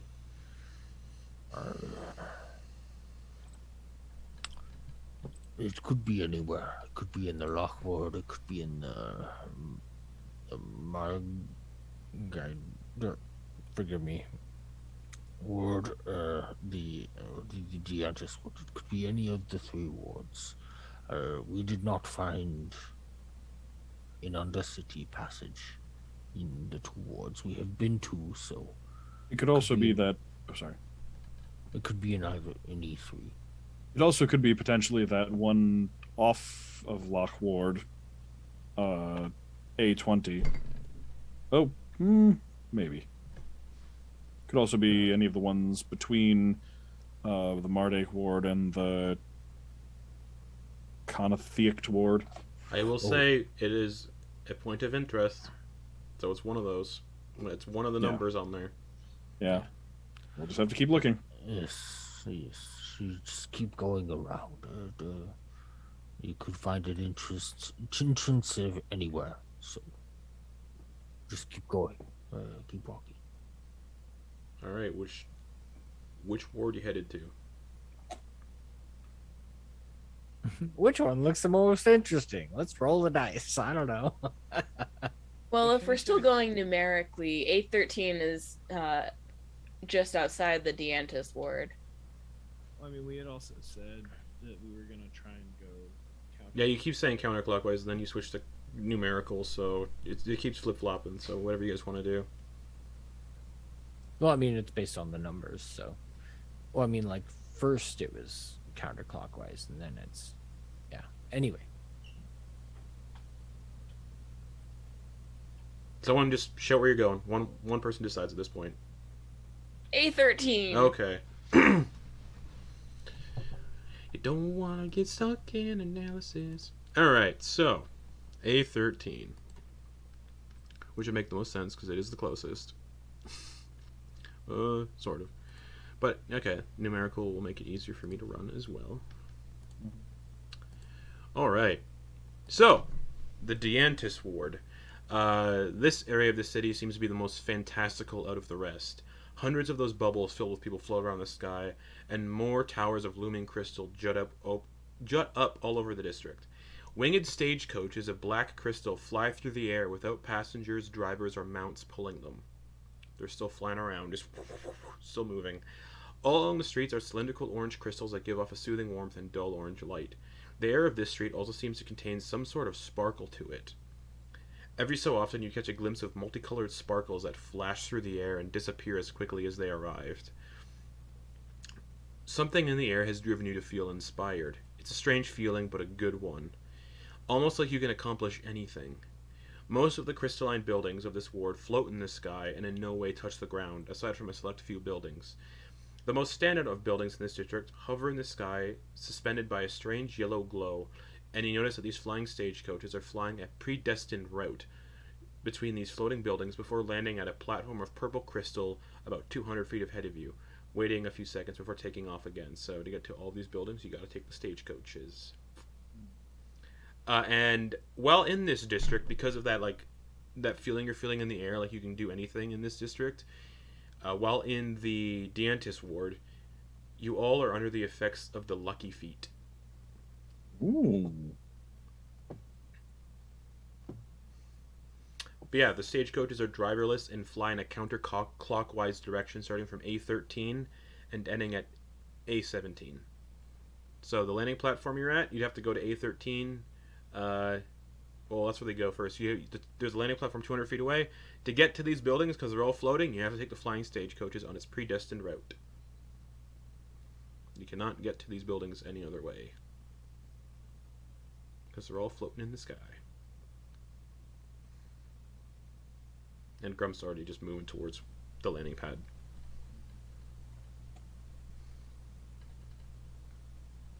I'll follow Grump. Do you all get into the stagecoach as it lands? Yeah. It's driverless. Okay. You all get in. It lifts off 150 feet in the air, this flying stagecoach, and it sails towards a tower of... It sails towards A13. A tower of yellow crystal that glimmers with false sunlight looms ahead. As you approach, the sunlight dims, revealing a landing pad where the stagecoach lands and allows you all to disembark. And the stagecoach just stays there. The exterior of the tower is covered in carvings of what appear to be the sun and carvings of what you recognize as the moon. The land around the base of the tower is covered in lush gardens filled with thousands of daffodils and lavender. The door of this tower is a shimmering veil, but not of blue, like you've seen from most of these towers, but of gold, and it is emblazoned with the symbol of evocation.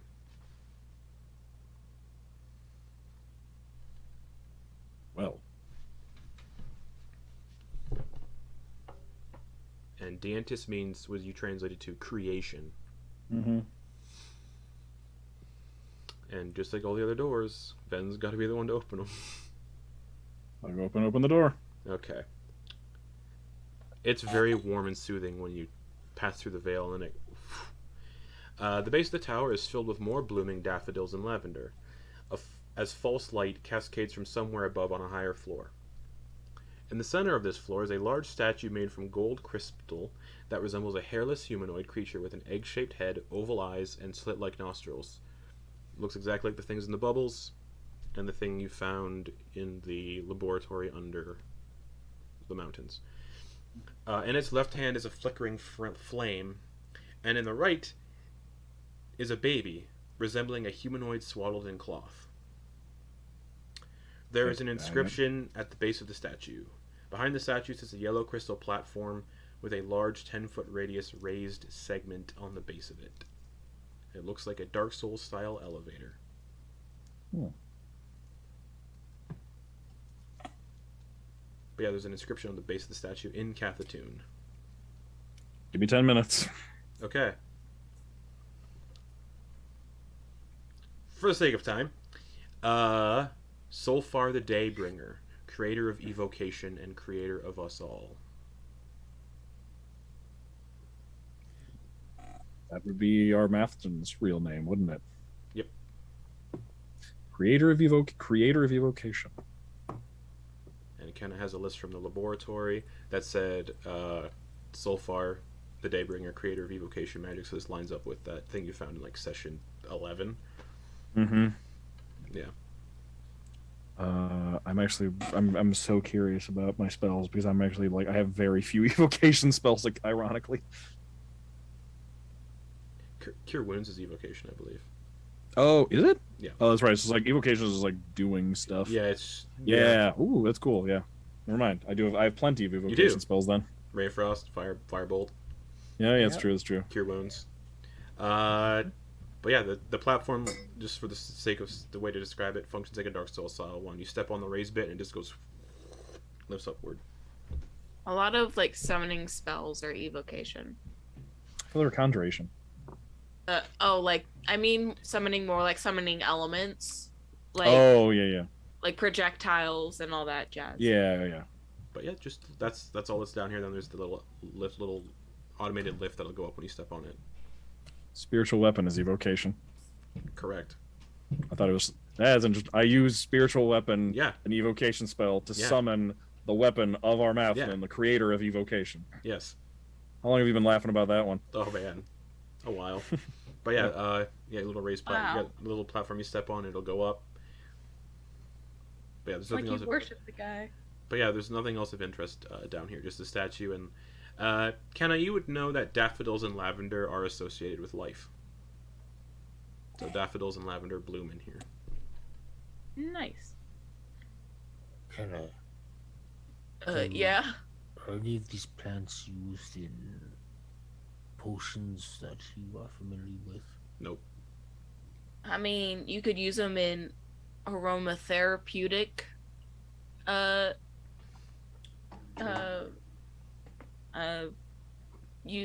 medicinal uses, but not so much potions. You typically want more exotic ingredients for that kind of thing.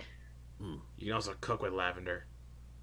Yeah, you can cook with lavender. You can break down or extract the oils and put it into like candles and smelling salts. Yep. Lavender is yeah. A lot of home remedies you can make with lavender. Actually, can I try to take some of those lavender for later? There we go. All right, you can pluck I'll take like some of the lavender. Yeah, you can get like maybe, let's say 10, and they instantly regrow. Sweet. Yeah, I'll take like a couple of sticks of lavender and come and get it. Armathden's lavender here. Lavender from Armathden's personal garden. And it's like the most potent smelling. It's like the most potent smelling lavender. oh, my sinuses instantly clear up. Yeah, it would. It'd just be like. If there was mint in here. Super. Hey, Vin, can I see your old spell book? I'm still copying things over. Oh, come on. Can't you be faster at that? Can I put No. it in between 2 pages that you're done with? Well, no, I'm going to be continuing to put spells in both. You can see Grumps eating one of the daffodils, and he's like, "Nah, these don't taste good." Yeah, daffodils are just pretty flowers. There's not much you can do with them. They're symbolic, but that's about it. Cool. and I want to put the lavender in the bag of preserving because I want to dry it and press it when I get home. Sure, totally. Dax Yes, wants to that take seems good. one daffodil and one lavender and like kind of like braid them together and just like Okay. put one in her braid for her mom. Sure. Grump is still trying to eat them. See if you can find a good one. Grump, you're not gonna find anything edible. Starts eating the lavender. Yeah, I mean, It's gonna if be you real can bitter, eat it. bud. Yeah, if Yeah, you can eat it. It's edible. It's not gonna be pleasant. Yeah. I like lavender ice cream. Lavender ice cream is great. Lavender So oil good. is amazing. You don't want to eat raw lavender. No, for No. the ice cream they use. Yeah. Anyways, So Grump can eat ass, but he draws a line at lavender. Well, no, he's eating the lavender. He's just not enjoying no, it. like eating raw lavender, it would be like eating perfume. Yeah. It's just super bitter. This whiskey or perfume? I can't It's tell. perfume. And then I drank it, and it was perfume. Oh. I'm just looking up. What? I'm just looking up. Daffodils are toxic. Are they? They have. I'm looking up the thing. They have alkaloids, but that's about it. Anyways. Okay, so now what? Guess we gotta keep following the predetermined path. Nope, there's an elevator that goes upwards. Mhm. Guess we gotta follow the elevator. Who's first to step on that Dark Souls style elevator? This is on A13 still, correct? Yep. Step on it. Okay. We all step on this together. Shortly on his heels. You all gotta time it like exactly the same time because as soon as someone Click. steps on it, it starts going up. Very Dark Souls style, like.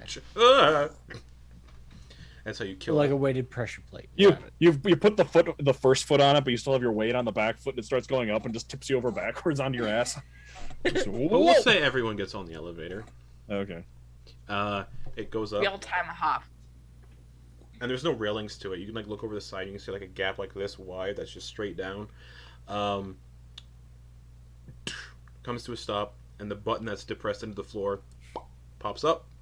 The top chamber of the tower is filled with 6 strange egg-shaped crystal pods that hover a few inches off the ground, and each one is set into an alcove. Above each pod is a plaque. Comprehend languages would still be up.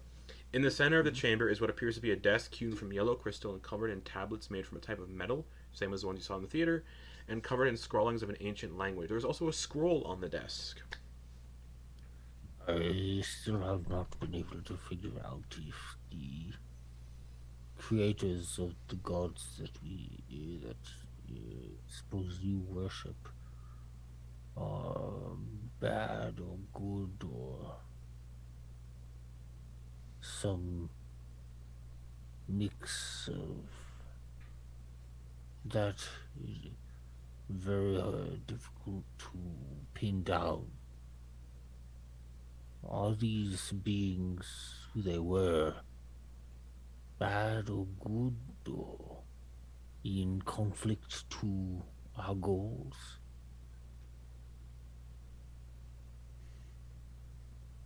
No one's 100% good or 100% evil, Druck. Of course. Well, That's all dependent on our perspective. If someone wants to kill any of you, they are evil to me. well, I mean, there are universal constants of evil. A demon, for example, is actually the essence of concentrated evil in a creature. Like, that is, in fact, 100% evil.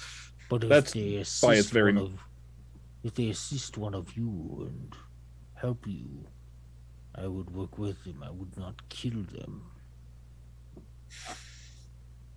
Like if one of us accidentally signed a contract into a pact and we just got yanked out of our daily lives Well, and that'd be went a on devil. a wild journey with a demon inside our body and we spurted chains randomly. That'd be a Like, if devil. that but also, happened- you don't have to worry about that because devils don't make deals anymore.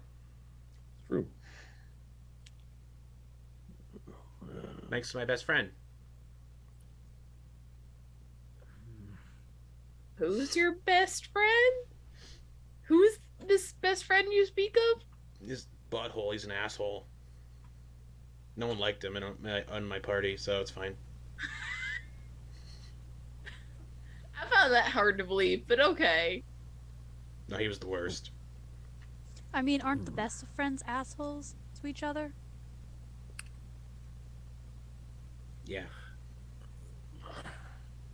Then, But what I Yes. mean. Oh, go ahead. because Comprehend Languages is still up, you can see on the plaques of these egg-shaped pods, it translates to Embryonic Device. What does that mean? Embryonic. Embryo.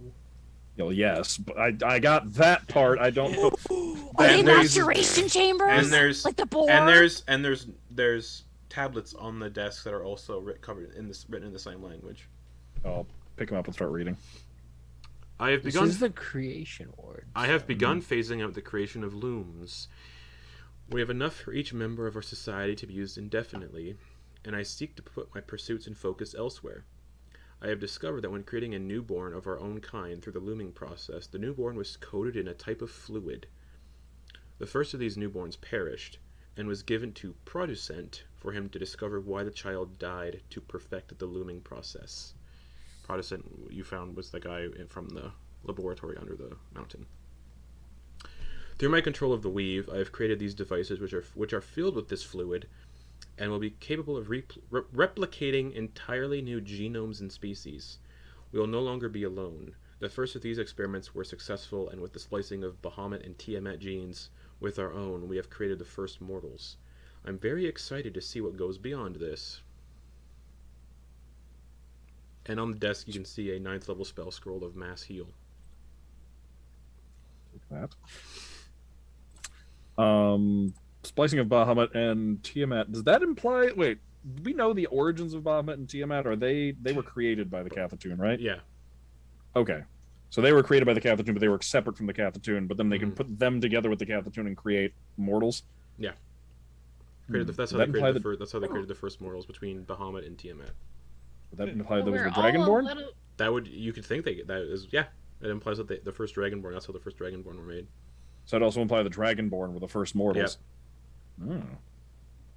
We're all a little bit Bahamut and a little No. bit Trash Dragon. None of you are. No, just Dragonborn. Just Dragonborn. Well, maybe Quoin might actually be a little Bahamut, actually, because he's because kobolds are draconic. We're all Yeah. Dovahkiins here, bitches. Hey, Yeah, Corey. actually, no. Ven would read that out. Ven would read that out loud and would say, that would seem to imply that draconic races such as,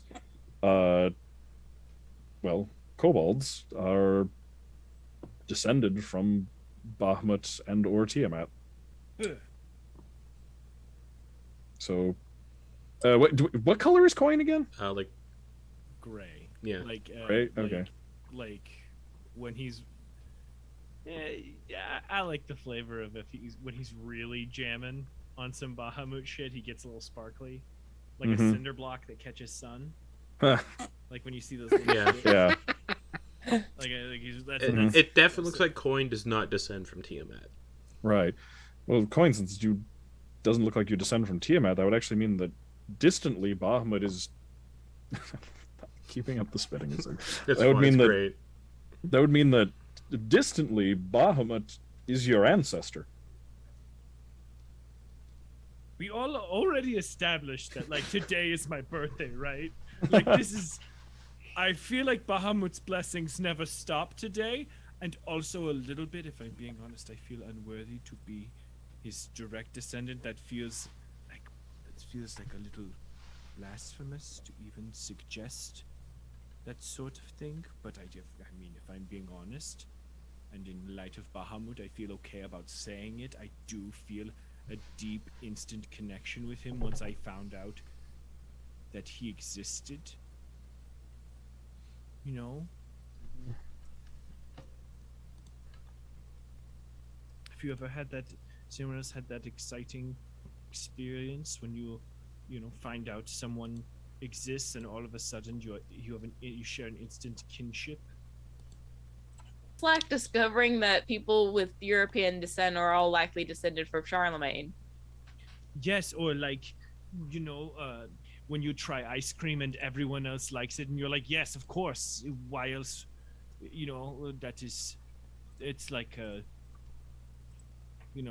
instant. The first time I've tried ale. Yes. Sure, yeah. But, in this case, ice cream more being slightly more universal as you can give it to anyone.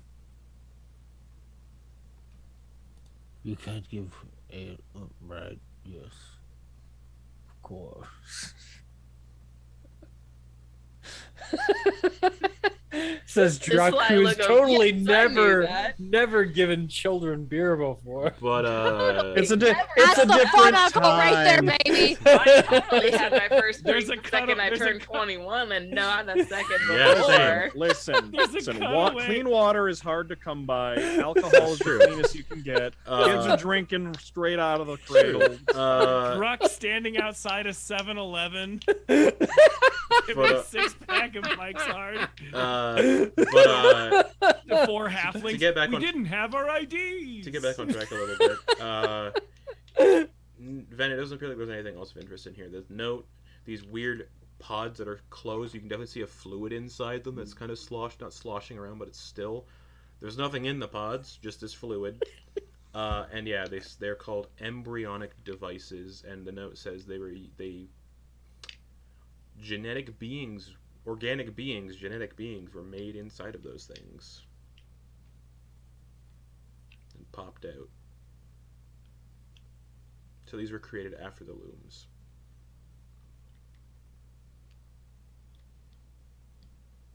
Fascinating. You can make a medicine check to guess what the fluid might be. I can guess what the fluid is, You know what the fluid. given the name. You know what? Don't even make a check. It's amniotic fluid. Yep, yeah. I think they were just like doing loom the way that amniotic fluid came to be is they were doing loom stuff and it just popped out and they're like, looks like it could support life. Let's base biological life off of that. That seems funny that it's a little backwards. Right? Maybe they weren't the first. Anyways, that is really all that it's in there. 9th level spell scroll of mass heal, which is there's a 9th level spell scroll just laying there. Mm-hmm. Yeah, that's only the second highest spell scroll back in this day. Yeah. Did Ven take it? Oh yeah, I put it in my inventory already. Okay, cool. And also, yeah, casting spells through spell scrolls also doesn't mess with the Okay. potency. 'Cause Well, I'm it's not gonna- using a spell slot. Oh, and I'm gonna try and hang on to that as much as possible until we get to level 17, so I can just add it to my spell book. All right. Yeah. That way I can learn more 9th level spells because you get a very limited number of those. You can see Grumps trying to like open one of the pods and like put his finger in. Don't do that. Why? These are the cradles upon which all life that we are familiar was created. I think we should show some respect. That's sort of like your great great grandmother. Great great great great great great great great great great great great great great great great great. Finger in. How much does this matter? How much do we matter when it comes to this information? This is, if what you say is true, Ven, if it is as you translate, this means that we have fallen upon our creators, and they seem as vapid as any normal society. Do they? I mean, they're. I mean, we have found nothing of war or famine or petty squabbles, and it seems they spent their time determining how to create life. I fail to see what I mean. Certainly, they seem more mortal than previously thought, but And in the information you found, they started off as beings of pure consciousness, grew bored of that, and Yeah. gave themselves yeah. physical form. Perhaps I should use a different word. What is a better word for it? There is a better word. It's like someone to have the gall to, like some, you do. It just seems like one would have an ego. Yes, ego-driven. Well, as such, to go this far. that's the thing. To us, it's going far, but to them, it had never been done before, so it's not going far. They were simply creating similar to that. I think to them, this act of creation that they did in creating us was similar to how you carve objects out of wood. This makes me very uncomfortable.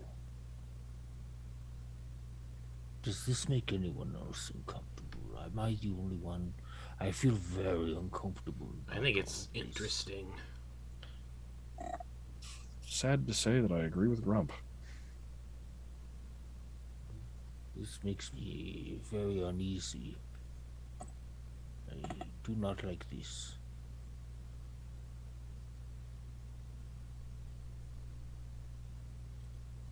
Certainly allowed to feel your feelings. No one is going to stop you from that. But it appears that this was a society that was trying to find a meaning of existence outside of just existing, which may be a new and challenging concept from our time together. As far as I know, as I've noticed, they are trying to do more than just survive. It seems like they are trying to perpetuate and create anew. But that was a long time ago. They're clearly no longer around. I mean, outside of the bubbles surrounding this current venue. And our Mathman. And by extent, Bahamut, Yes, and if I am believing what I am hearing, all of us, we are standing on the shoulders of their work and their discovery. Yes. The gods that are worshipped are their children. So what are they? Well, our Mathman, with the exception of our Mathman. Wait. Our Mathman was one of them.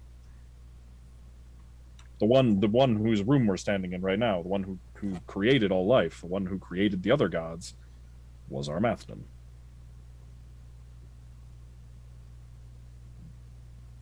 So, our Mathman is...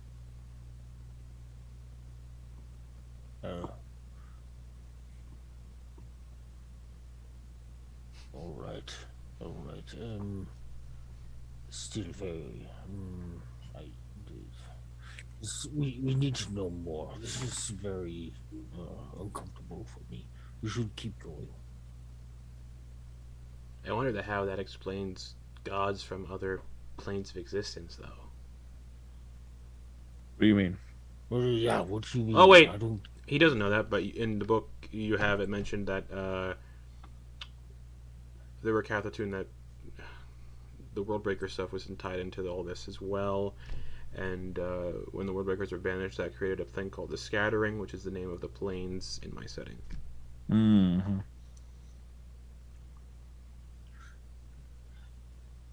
Anyway, I said too much. I'm just uncomfortable. This is... we should keep going, learn more. Find weaknesses, perhaps.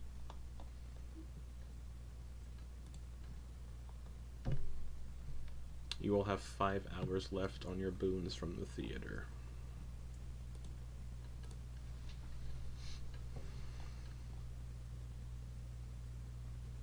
Onward to A14.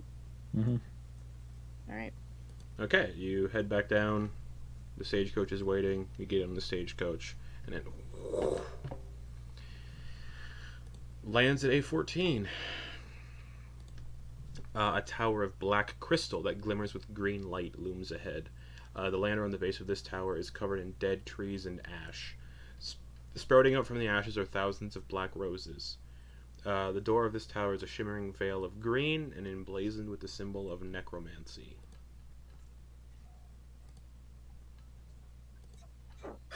How many towers are there around this section? 3. One is missing and is just a crater. Oh, which one is that? A16. Hmm. We haven't seen any other. So we've got evocation, we've got necromancy, but there's not enough towers in this ward to make up. So you get a sense these are probably going to be the towers for the most important. Hmm. Interesting. And necromancy is among them. I'm very curious to find it. See. True, but necromancy is like the defiance of death. Usually, well, yeah, actually, there's healing spells that are necromancy. Yeah, they resurrect. There's also healing. Are there? Which one? Wait, which ones are? I don't know. Which ones are okay. What are you talking about, my asshole? Wither and Bloom is necromancy, but you can also heal with it. That's one of the spells I have prepared. Okay. Yeah, and I did say vampiric touch, but that's kind of yeah. Yeah. But yeah, Tower of Necromancy. Basically, is what you can probably assume what this is. Black roses, the symbol of death. Mm-hmm. Does Ven open the doorway for everybody? Yes. Okay. The base of this tower is filled with more black roses, and the floor is littered with their petals. It's incredibly dark in here aside from green lanterns that hang off the walls. In the center of this floor is a large statue made from green, dimly lit crystal that resembles a hairless humanoid, same as dude in the last one. In its hands is a skull. There's an inscription at the base of the statue. Behind the statue is another elevator. Your spell would still be up, and it says Dode for Han, the Death Dealer, creator of necromancy. Mm.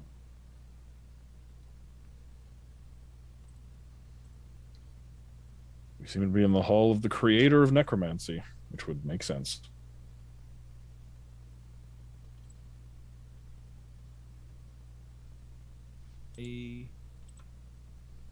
As uncomfortable as Drak has felt, this is maybe my least favorite of any sort of book magic or any school of magic in general. This one seems to really have a negative stink about it. Have you ever brought your friends back to life? I was about to say there are. I have not personally. There are benefits and I'm sure boons to all sorts of magic, which is why magic was engaged in at all. This one specifically is I would say at best murky waters to tread. You are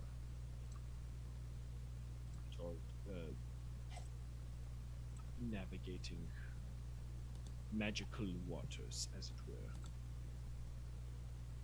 There's certainly, yes, as was just pointed out, there are beneficial spells within necromancy, but it certainly has a negative stigma to it for many uses of its abilities. It is frequently used to misuse the dead than it is to return them. But I'm very curious to see what its original intention was. Perhaps Not me reminding us that I use Speak with Dead, which is a necromantic spell, to speak with Daedalus earlier. Right. Can be useful if used with respect. Can I cast detect magic? Yeah. As a ritual? I think we said when you cast detect magic here, it just it pings off of literally every surface. Oh yeah, that's right. Never mind. I forgot Dax the is literal gonna- walls were magical. Dak's gonna pick up one of the black roses. It and then instantly put it instantly crumbles in your hand. Whoa! They're gonna pick up a couple of rose petals. Just dust. Same thing. Dax just kind of When it like crumbles to dust in her hand, they kind of just like blow it in the air and just like watch it. Yeah. Oh, sorry, Grump. He picks one up too, and it also crumbles to dust. I'd also like to pick one up. Just Crumbles to dust. All right. Anybody else? Mm-mm. Sure, I'll pick one up. Crumbles to dust. Yeah, I figured. Anyone else?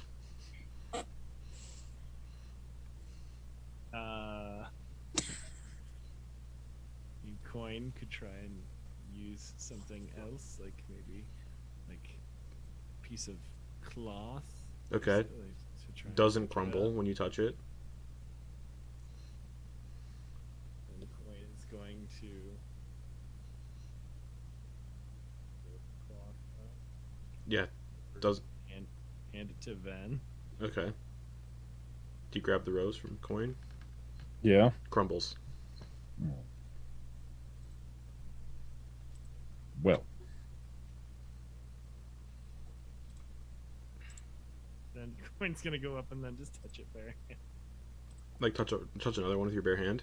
Yeah. With Doesn't bare crumble. hands. I hate this flavor. Whatever this taste is, I do not like it. what do you mean? Everyone else seems to have a crumble rose. And do you see? Pick it up. Pick it up for a second. I guess I. Yeah, snap you the pick base. it up and it doesn't crumble. It's intact. Just it now. It's shaking. Going to. That's incredible, Quoin. What's flowing through you? You. And it You, starts to you go wanna- from black to red. Rennie, I think you just slipped into a different character there. I did. Certainly. Like that sounded really familiar and not like Dax. But yeah, Next, we're gonna start talking about Coin Circle. but Quoin, as you're holding the rose coin, it goes from black to red.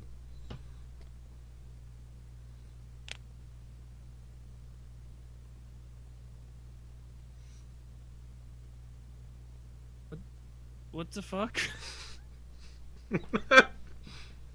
Yeah. Did that rose just come back to life?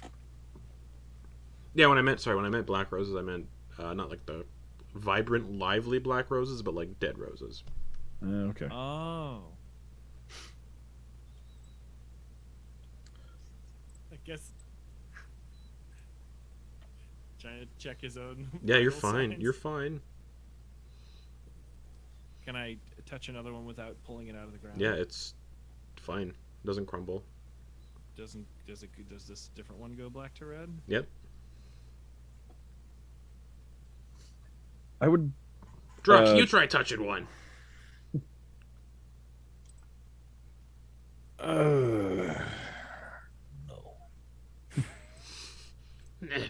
He's gonna try like kicking the roses at you, but they just instantly crumble when he kicks them. Justin, I'd like to try something to test a theory. Okay. All right, I'm going to cast and hold Cure Wounds. Roll a d100. Yep.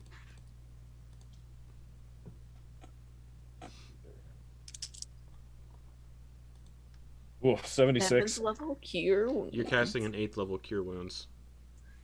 So I need you to make a Yep. intelligence saving throw equal to 18.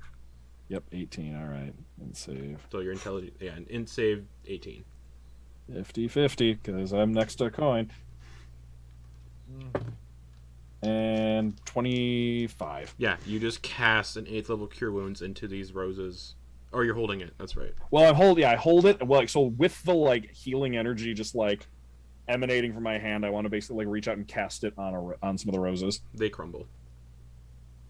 So it's. I thought at first it might be because your hands literally heal things when you touch them, but that seems to be not the case. Is it because you're a direct descendant of Bahamut and the Cathatuuin? Technically? No, I am ashamed that I have been tracking this so specifically, and I hope you will forgive me. Druck, you should touch a flower. I am correct. I think I know what is going on. Oh, fine. Hmm. And he'll touch one. Blooms to life and blooms red. I see. That does make sense. I don't understand. Neither of you has died.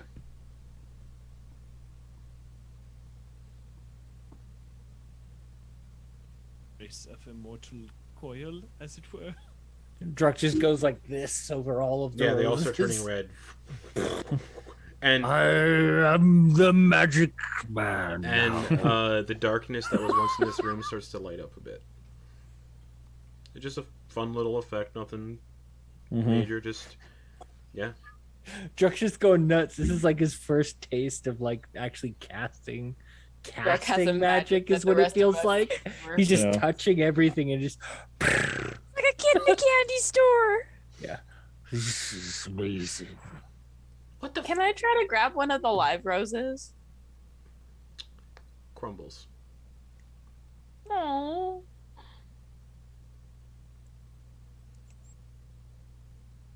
Quoin just starting to make daisy chains for everyone, but like daisy crowns, but like with the red ones. Puts 3 daisy crowns, well, I guess rose crowns, into the thing for later. Okay. That's all of interest down here. There's just the elevator. Why do you think you did that, Coin? I'm sorry I was not more clear. Just because you and I are the only members of this party. No, but I mean, why does this place exist to point out who has been resurrected or not?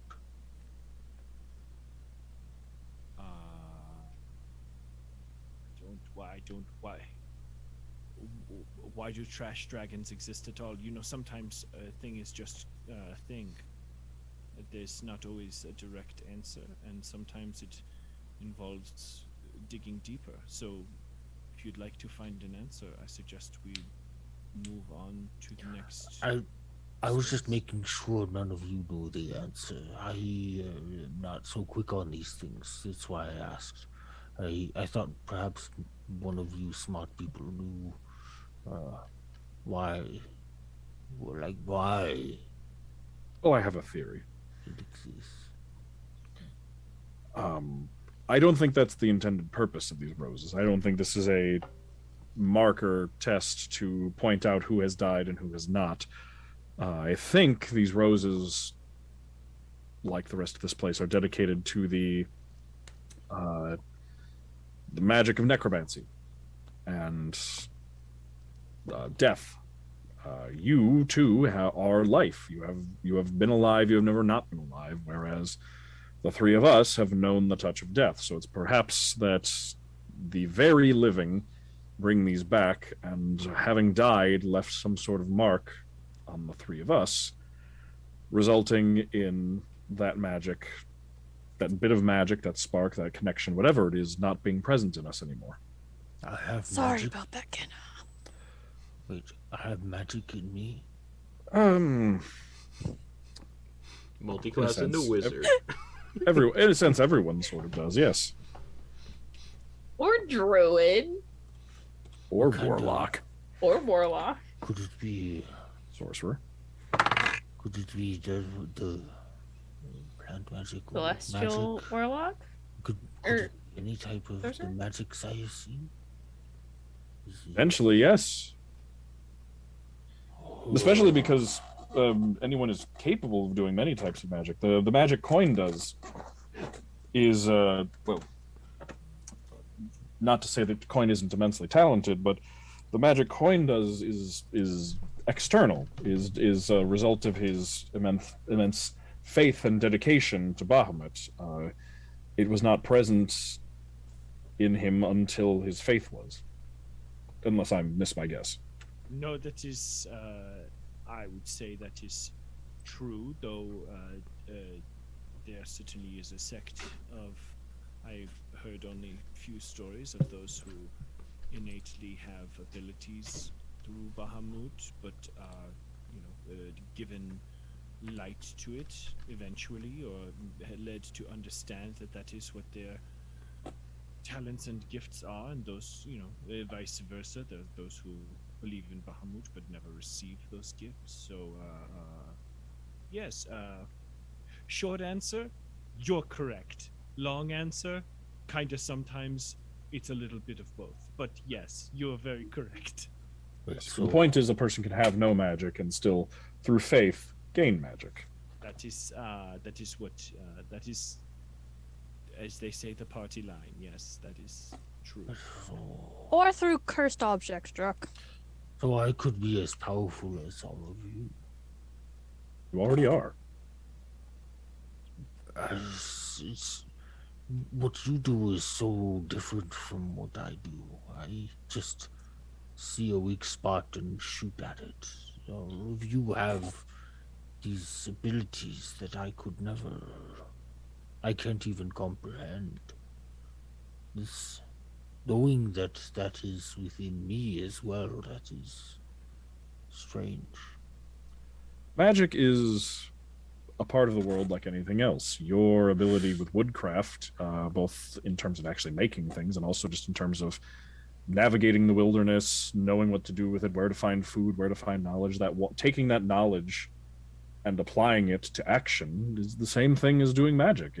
There is magic in the air and in the world. It's a part of the world. I apply my knowledge to be able to change it and make it do things. Mine is a bit more flashy than yours, but yours is still taking knowledge of the world and applying it to your advantage.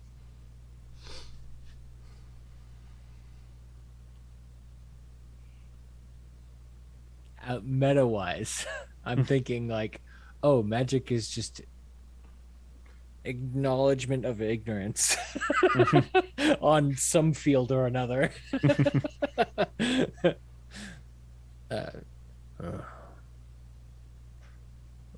I need time to think. This is a lot. And oh, go ahead. I think you just broke Truck even more. Yeah, Truck's broken. And the only other point of interest aside from these weird fucking roses is another elevator behind the statue. The elevator. You're still at the bottom. Yep. All right. Because those roses are interesting. The top of the tower is filled with a variety of floating black crystal slabs with those loom devices you've encountered in your travels embedded into the foot of each slab. Each of the items seems to be decommissioned and no longer working, like the one you had in your possession. And these ones also look like older models, so they don't count as the ones that were in the previous place. A desk hewn from black crystal sits in the center of the chamber and is covered in metal tablets covered in notes written in an ancient language, and there is also a scroll on the desk. Copyright languages would be gone at this point. Okay. 10 more minutes. Okay, do you have the scroll while you're doing that? Yeah, I'll take a look at it. 9th level scroll of True Resurrection. Woo! Oh! Do spell scrolls? I forget, Justin. Do spell scrolls need the material components, Nope. or is the material components like baked into the scroll? The material components are part of the creation of the spell scroll. Good to know. Okay, so have that in the back pocket just in case one of us is obliterated. Disintegrated. You got a way out right there. That is good to know. We don't need to use the hand if someone's brain is devoured or head is cut off or something. So, the notes on the table. Oh wait. Okay, hold on. Curses and diseases linger even. True Resurrection nullifies curses and that kind of stuff. So there you go. So we could let the axe out, let it eat Dax's brain, and then just but there's still a roll to use a scroll, so we don't want to just do that. Yeah, the scroll could just. You also have luck. You have luck today. In this that's war, true. You have luck. You have 3 luck. Anyways. Dax is just bug-eyed looking at that, basically drooling. Skip to the end of the line on that one. Anyways, the notes on the table. I grow tired and feel my interest in our endeavors waning. The numerous mortals created by Solfar have begun expanding outwards into the world, and I feel like we've done everything we can. Solfar has suggested he has an idea for a new step in our existence, and I'm curious in what he's implying. But I have an idea. He did mention it would cost us almost everything, and that he would need me with him to ascend to balance things. And then you could ascertain this is the god of death, or Trendius. Mm-hmm. He's been talking about using our control of the weave and ascending to beings beyond what we are now, and leaving this world behind. He's even asked us to start calling him by a different name now, Armathdin.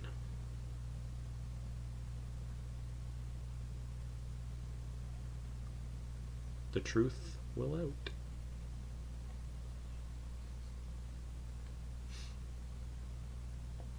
And that's all of interest up here. 9th level spell scroll, these slabs. Mm-hmm.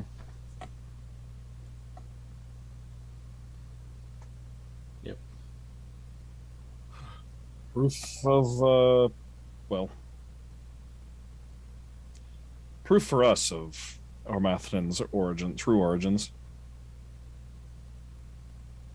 Give me. But does the learning more of the nature of your god reduce the effect of fate?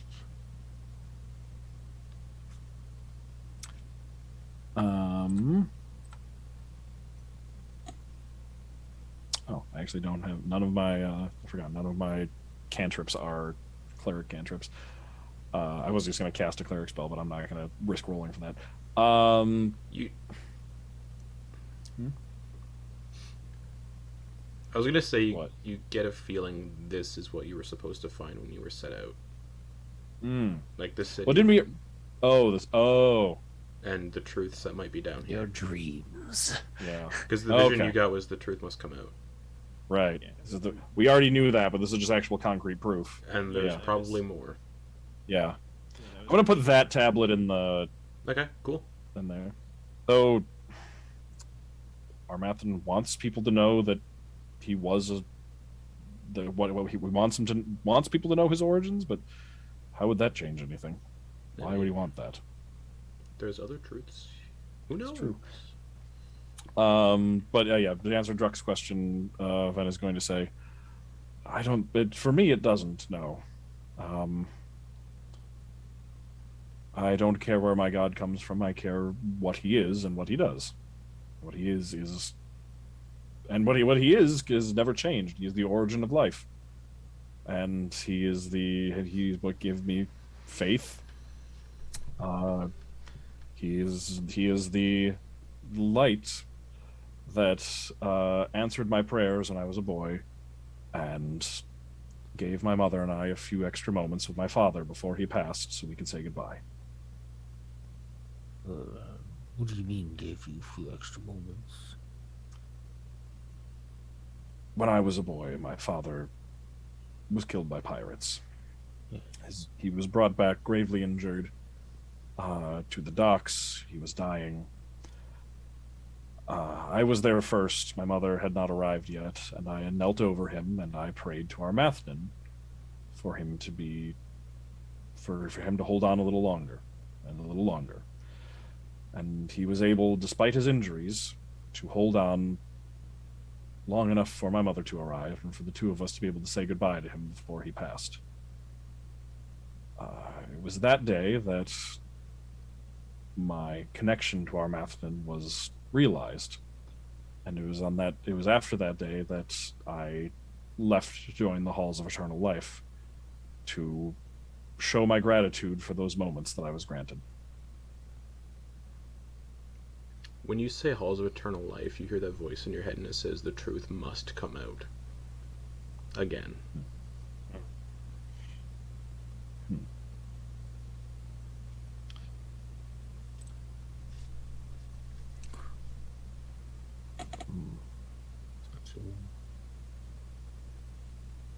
That makes more sense. Quoin, what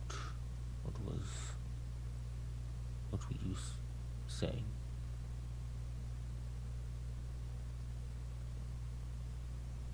Muted.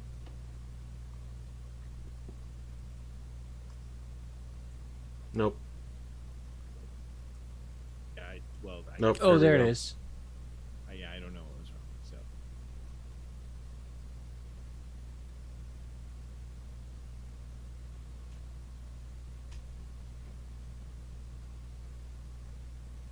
Okay. So yes, that's interesting, Van. Thank you.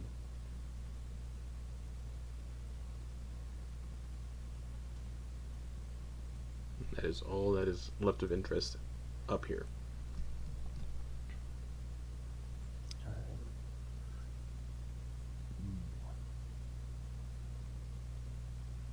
I did not know you had such an intimate connection to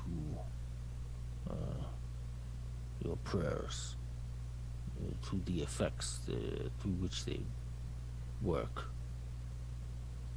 Me, you mean? Yes, you have seemed more or less more book magic oriented, like very ritual, as opposed to just wishing upon a deity. Well, I do both. Every time I heal someone, I sort of wish upon a deity. It's not book magic. It sort of is, but it's complicated. It I- is complicated, yeah. Yes. You all feel another tremor. We should speak as we walk. Yes. I've lived a bit of a life. That moment with Armathan and my father put me down a path towards the Halls of Eternal Life, and spending time in the Halls of Eternal Life put me down a path away from the Halls of Eternal Life, and the Academy is where I found myself at the end of that path. And book magic.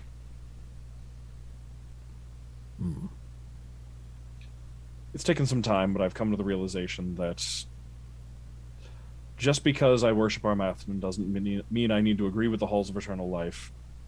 And just because I study book magic and believe in it doesn't mean that I have to forsake my belief in Armathan. Those two things can coexist, and they don't require the Halls of Eternal Life in order to do so. Time he says halls of eternal life is that the truth must come out. The truth must. Yeah, Do they hear it too, or is it just just me? you. Okay. And it's like you blink and you see it like burn into your eyelids. There's the halls of eternal life, and the more you say it, you get a more clearer image of it. And the last time you said it, you see Barnier.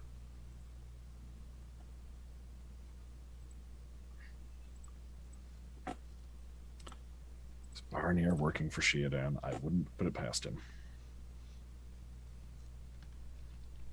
I think they said they have moles in the Halls of Eternal Life.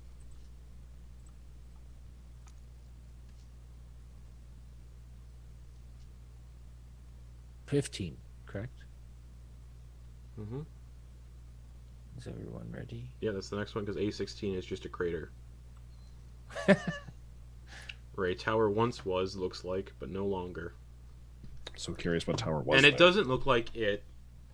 It doesn't look like it. Oh, sorry, not a crater. I'll read it. I'll read it again.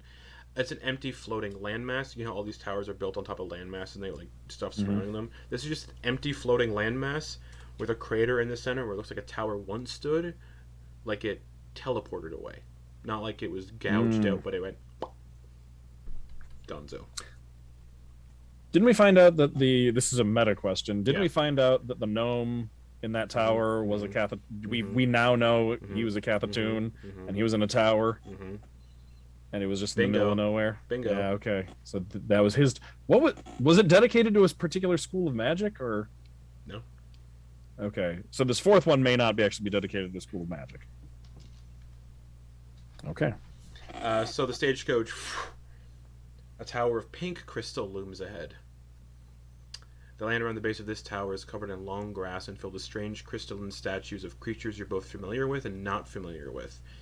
The door of this tower is a shimmering veil of pink and emblazoned with the symbol of enchantment. A humanoid resembling a gnome with a shaggy mane of purple hair, one of the ones described in Speak with Dead, lies dead at the foot of the tower, a few inches from the door, a smile etched across their face, like they died so quickly they couldn't ascertain what had happened to them. They're also wearing what appears to be a collection of robes in various shades of orange, and emblazoned with the symbol of a Tarrasque. Ven, you would recognize one of the Academy's council members, Barnabas Crow. And all you knew about them was that they were extremely curious, excitable, and a little naive. And they're just sprawled out in front of the doorway, definitely dead. But with a smile on their face, like it was like instantaneous.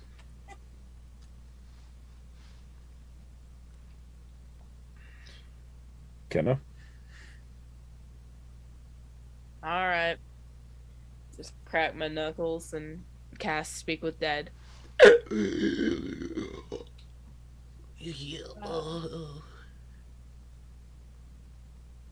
What was this guy's name again? Barnabas Crow. Okay.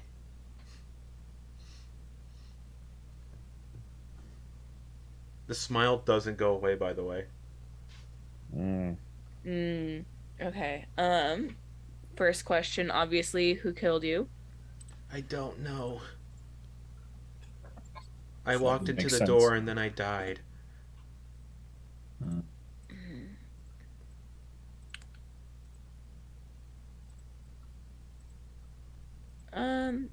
This is me clarifying. He walked through the door or into the door? Walked into it. Attempted to walk through the door. It asked me what my intentions were, and I said, steal. Ooh.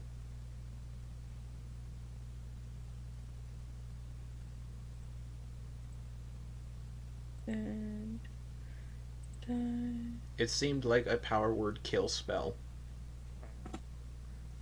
Council member had less than 100 hit points? He's a wizard. True. Still, though. I'm at 50 and I'm only level 8. He said the door asked he did say the door asked what his intentions were, and he said steal, and then Seems like that seems like a no-brainer of things you should. That seems very much in the vein of if someone asks if you're a god, you say yes. yeah. So yeah, you ask him that question. You got 4 more. What were you seeking? Knowledge. On orders from the headmaster.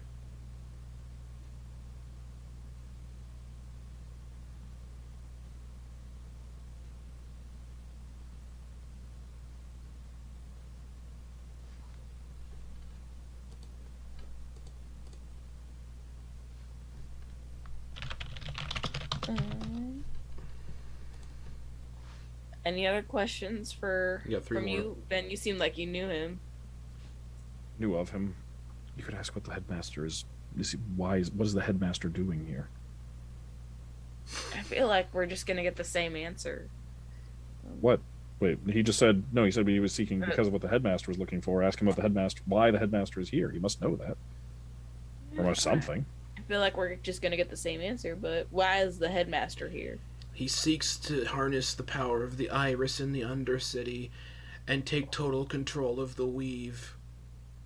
Ooh, never mind, Ben. You were right. Maybe ask what that would do, or what he intends to do with that.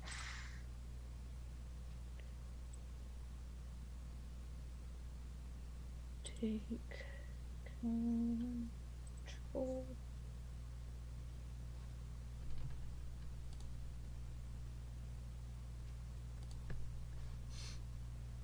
Sorry, I'm a slow writer.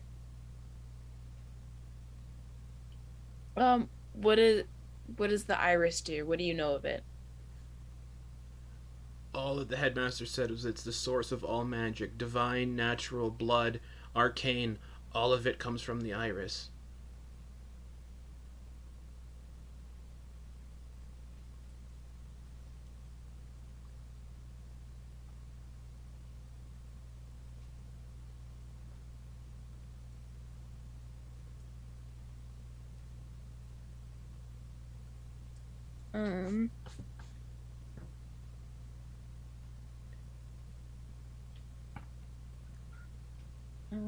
Any other question? Do you guys have any input on questions?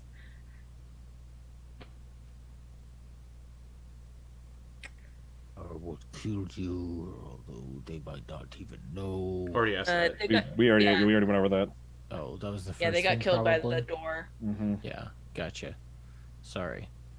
How many? Real quick. How many? Oh wait. So Daedalus described all of the people and described this person included, right? Yeah. Which means this person would have been present for Daedalus dying.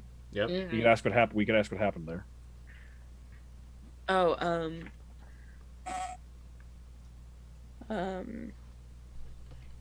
Probably wouldn't use his name. yeah. But Well, you don't description. know his name.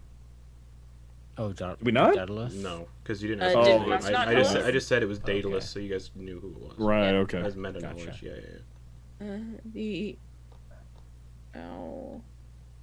cool. Yeah, I'm gonna ask. Why were you chasing the owl folk?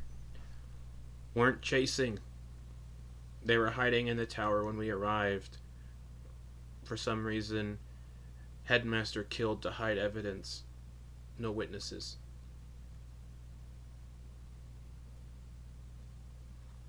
That answers that.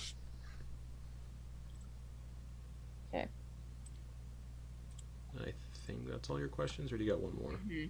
No, that was my last one. And as the gnome's body, poof, quick 10-minute break. Okay. Because we're like half an hour out from the end, so. Oh yeah. But there was a lot of talking going on. I didn't want to interrupt anybody. So, Oh, yeah, Fair. we're going to take a quick 10-minute break. Okay. So we'll switch that over now.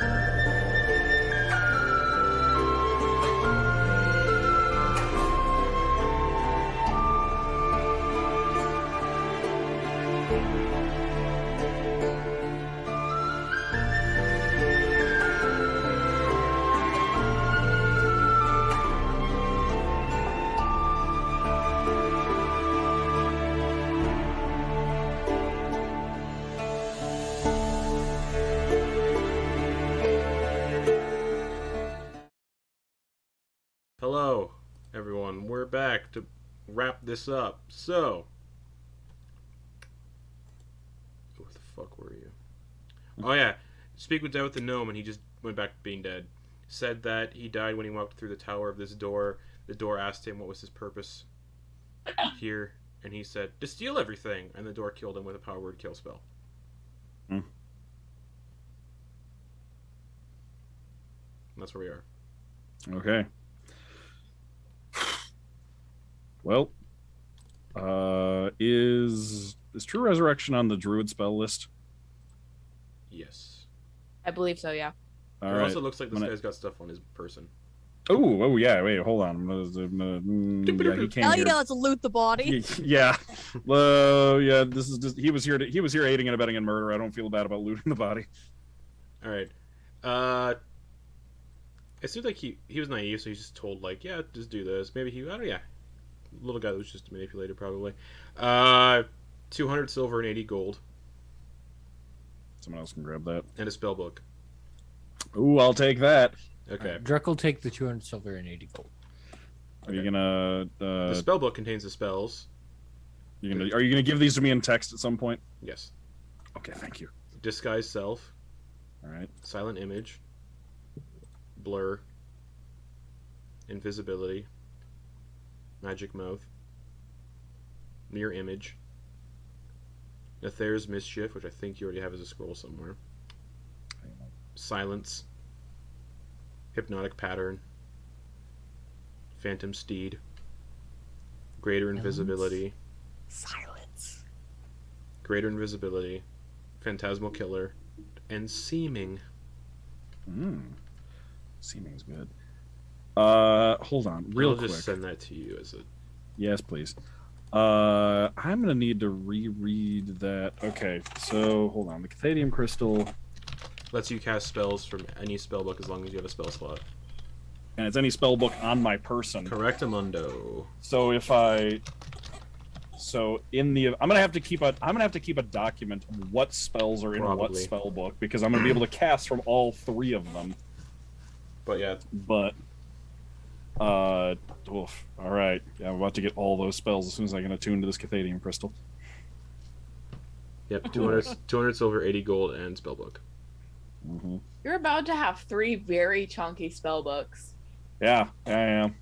I need to and a I need to very get, like, light pocketbook. The cover is pink, and it's got like little doodles of like happy little animals on it, like hamsters just playing around. And it's like this guy was definitely probably manipulated. Yeah. I'm gonna last rites of Armath then Okay. over him. What was I gonna say? Oh, I was gonna say I need to get like an upgraded version of Mage Hand that can summon 3 hands at once, so I can just have all my books floating in front of me. That's cool. Wizard. Order of Scribe Wizards can sort of do something.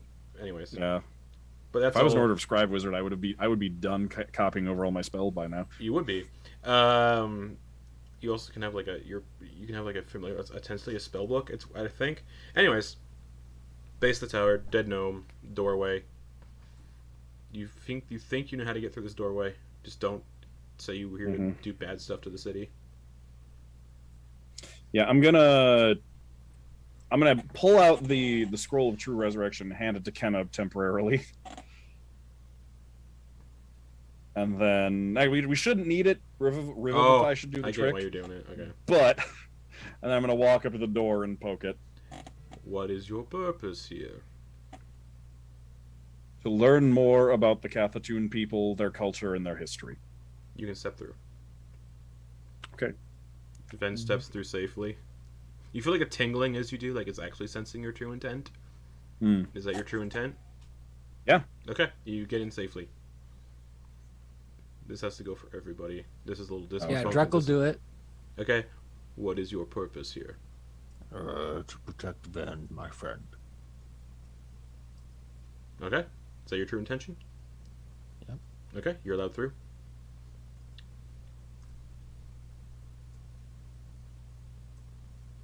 I'll go in next. Okay. To seek out Ogden Boon and to find a way to stop Sheadan. To stop Sheadan. Okay. You walk through without hesitation, and there is no tingle for you. It seemed to like your response. Oh. It didn't even bother checking. It's like, you thought to even say that. Fuck it, go in. That leaves Quoin. That leaves. And it worked. That leaves Quoin, Dax, and Grump. Grump's gonna go. I got this. Hooah! To save my best friend Ogden Boon. He's trapped. It'd be funny if he went up and just said steal. Steal.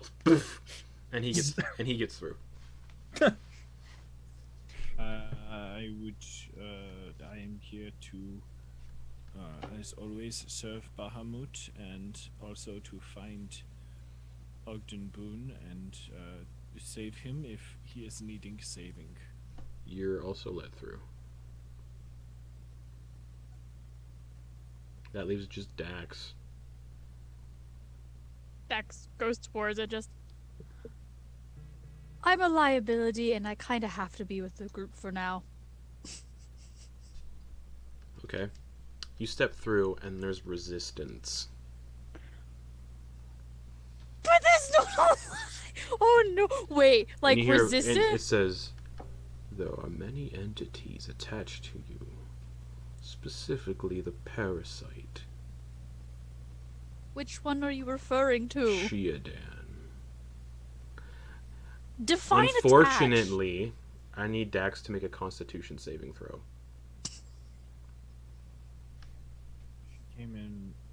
They came in right after Quoin, so they'll. Dax still is in get the very back. Plus, well, I mean, they came in right after me. This would be a plus disadvantage, one. right? Right. Disadvantage +1.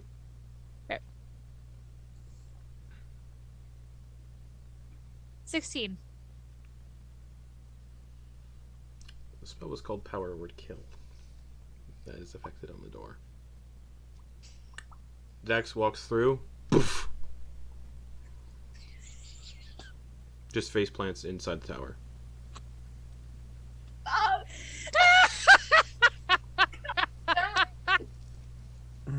We see that? Did the group hear You're that all conversation? no. It's all telepathic. But you're all like you all turn in to see Dax just go poof. Ah! Dax, are you And alright? the armor detaches into the metal disc like it does when the wearer dies. Okay, two things. Real quick. Coin, chest. I start the revivify timer. I'm gonna pick up the disc. I'm just gonna shoot it like a basketball into the chest. Okay. Actually, I'm going to, 45 and I'm seconds. gonna say transfer, Okay, transfer. and then I'm going to. Do you have it, or should I do it? I can do it.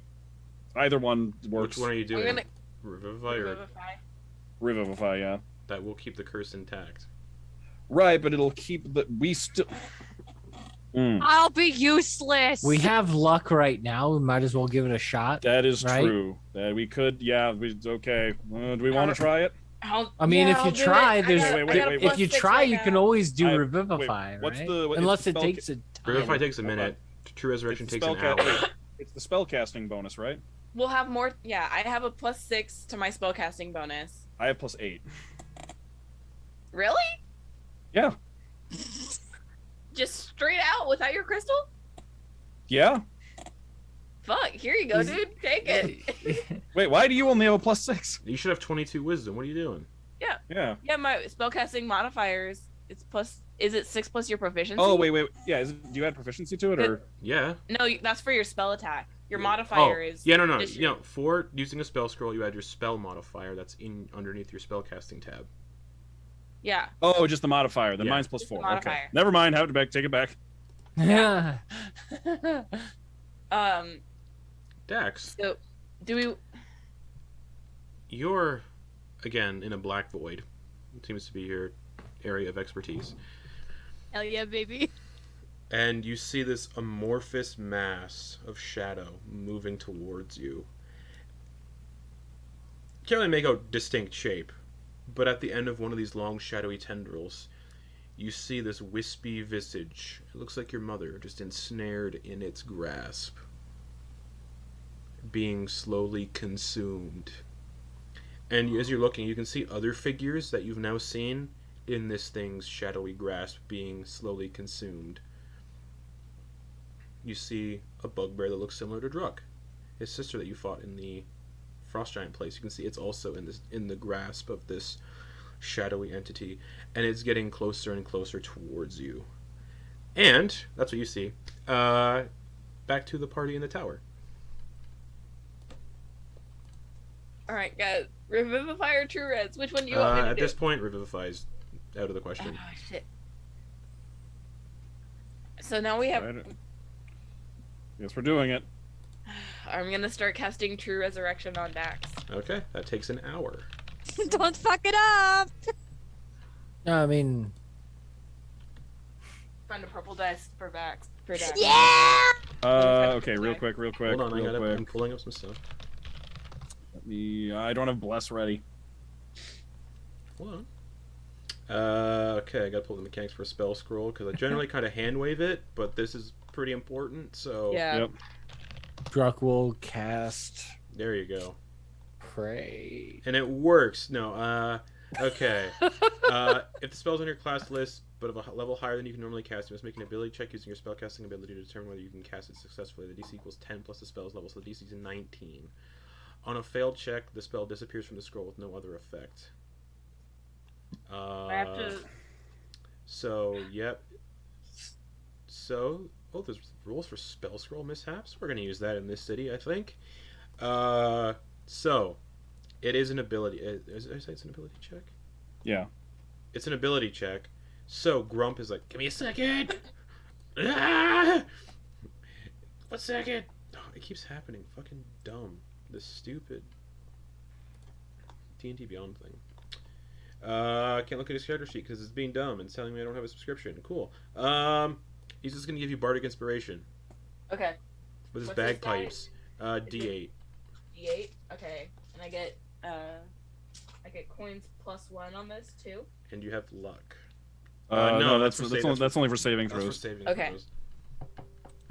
So I could re-roll the D20 if it's low enough. Mm-hmm. Okay, I'm gonna roll the D8 first. Is Ven giving the help action? Oh yeah, I can do. Can I do that? Yeah, it's a spell scroll, so sure. Yes, I will give the help action. So you have advantage, and you can re-roll. When you re-roll with luck, when you had advantage, you re-roll with advantage. I actually let me look and see if you can actually do that with luck. Because the luck feat is separate from advantage, right? Yeah. Whenever you make an attack roll ability check or save, then you can spend 1 luck point to roll an additional D20. Oh, it's 1 additional d20. Okay. Yep. You can choose to spend 1 of your luck points after you roll the die, but before the outcome is determined. You choose what the Okay. D20 is used. Okay. So it's basically it can give you triple advantage. Sweet. I'm gonna roll the Bardic Inspiration first. Okay, I rolled a 7. That's good. So I need to roll at least... A 12. Um, Or no. No, because plus Double your plus modifier Yeah. 6, so you have to roll 13. You have to roll at least a 6. I have to roll at least a 6. And I'm gonna ask to have. I was gonna ask to have this rolled on D&D Beyond, but I can't see anything right now. So Okay. Okay. So I need to roll at least a 6 on the D20.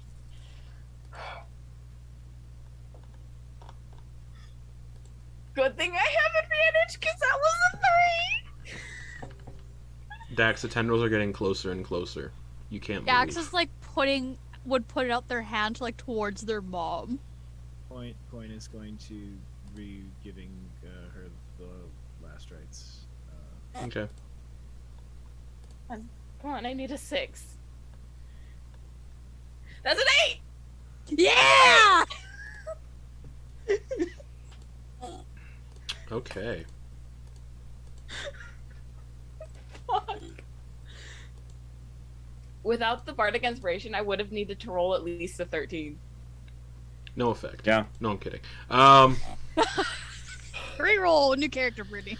As the tentacles ensnare around Dax, or these tendrils, and begin to pull you close, it begins to say, "You are mine."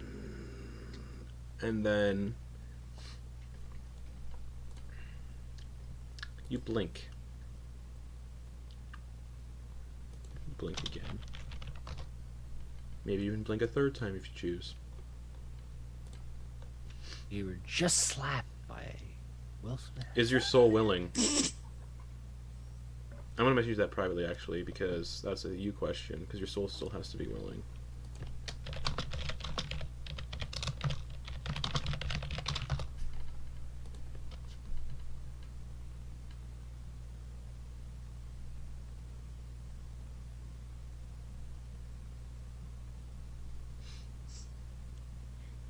And respond to me. Yep. Privately. Yep. Yep. Just one. So you're all one just like cast the spell. braining. Takes an hour to cast it. You're focusing on it. The scroll disintegrates basically, and you're all just there watching. Grump is playing his bagpipes. It's awful.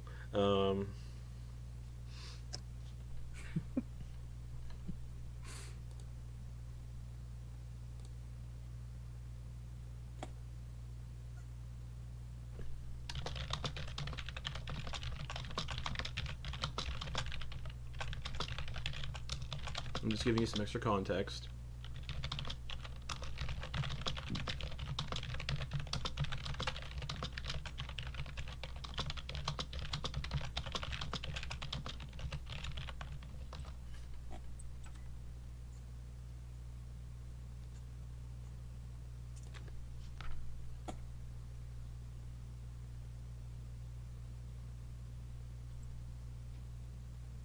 Oh. Remember? Oh. Oh. Oh. Oh. Yeah. Yeah. They're just waiting. It's just like dead, just dead. Grump's playing the bagpipes, just going, I've been here before, I know what this is like. Joseph jumped off a ship and I wasn't there, but you know. Just panicking, playing, hoping that whatever he's doing is having some sort of effect. Anybody else doing anything with this? Well, Ven and Ken are Wait. focusing on the spell. So did Dax say something wrong and it killed her?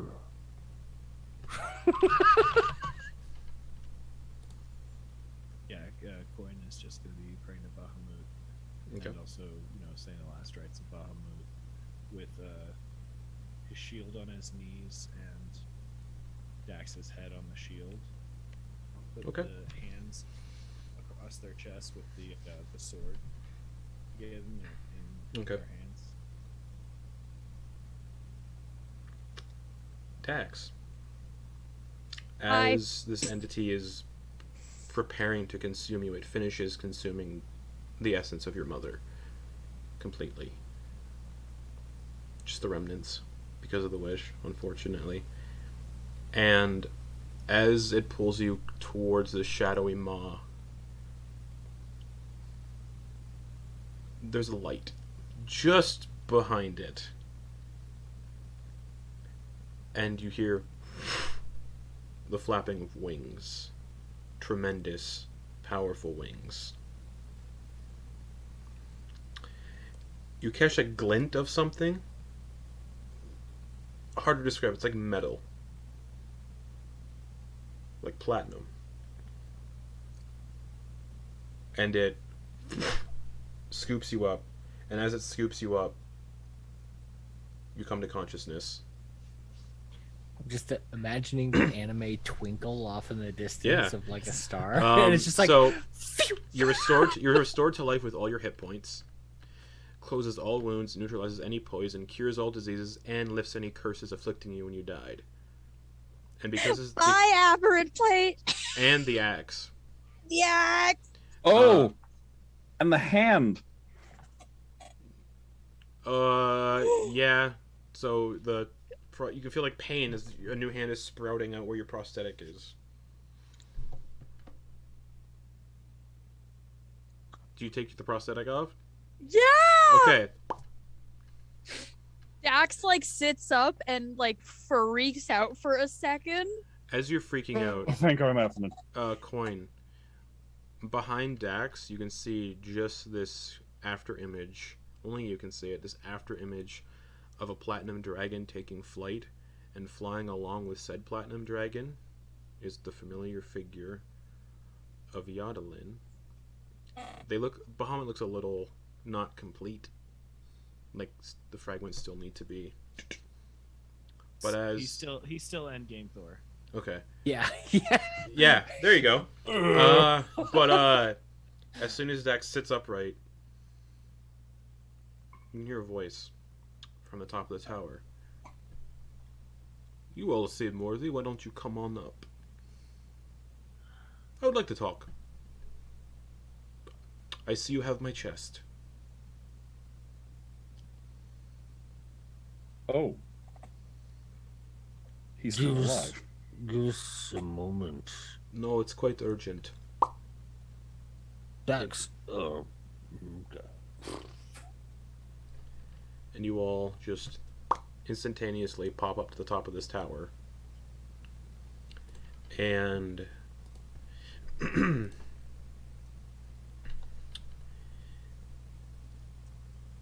oh, okay. It's empty aside from a massive pink force field, behind which sits a giant toad with 3 heads, adorned in a series of pink robes. It's good to meet you all. I am God, the Infinite. We have much to discuss. And that's what we're going to end the session for the week. Dang. I got no more dingleberries, bitches! That I know of. That was so close to not working. So We had a third so one. Roll the third disappointed one. I Roll the died. third one. See what the third one would have been if you'd used luck. My third one would have been. I rolled a third one immediately after. It was a 19. Oh, okay. So we were fine. We were fine. That would have been Yeah. well above. That So would yeah, have been a this Fine. so this 6. toad, That would have been a this, 32. this 3-headed toad is the toad that's on the coin when the chest is turned into a copper coin. I described it as Yeah. But that's where we're gonna end it for the week. Hope you all had fun. Thanks for watching, everybody. We'll be back next week for post curse shenanigans. Yeah. Bye.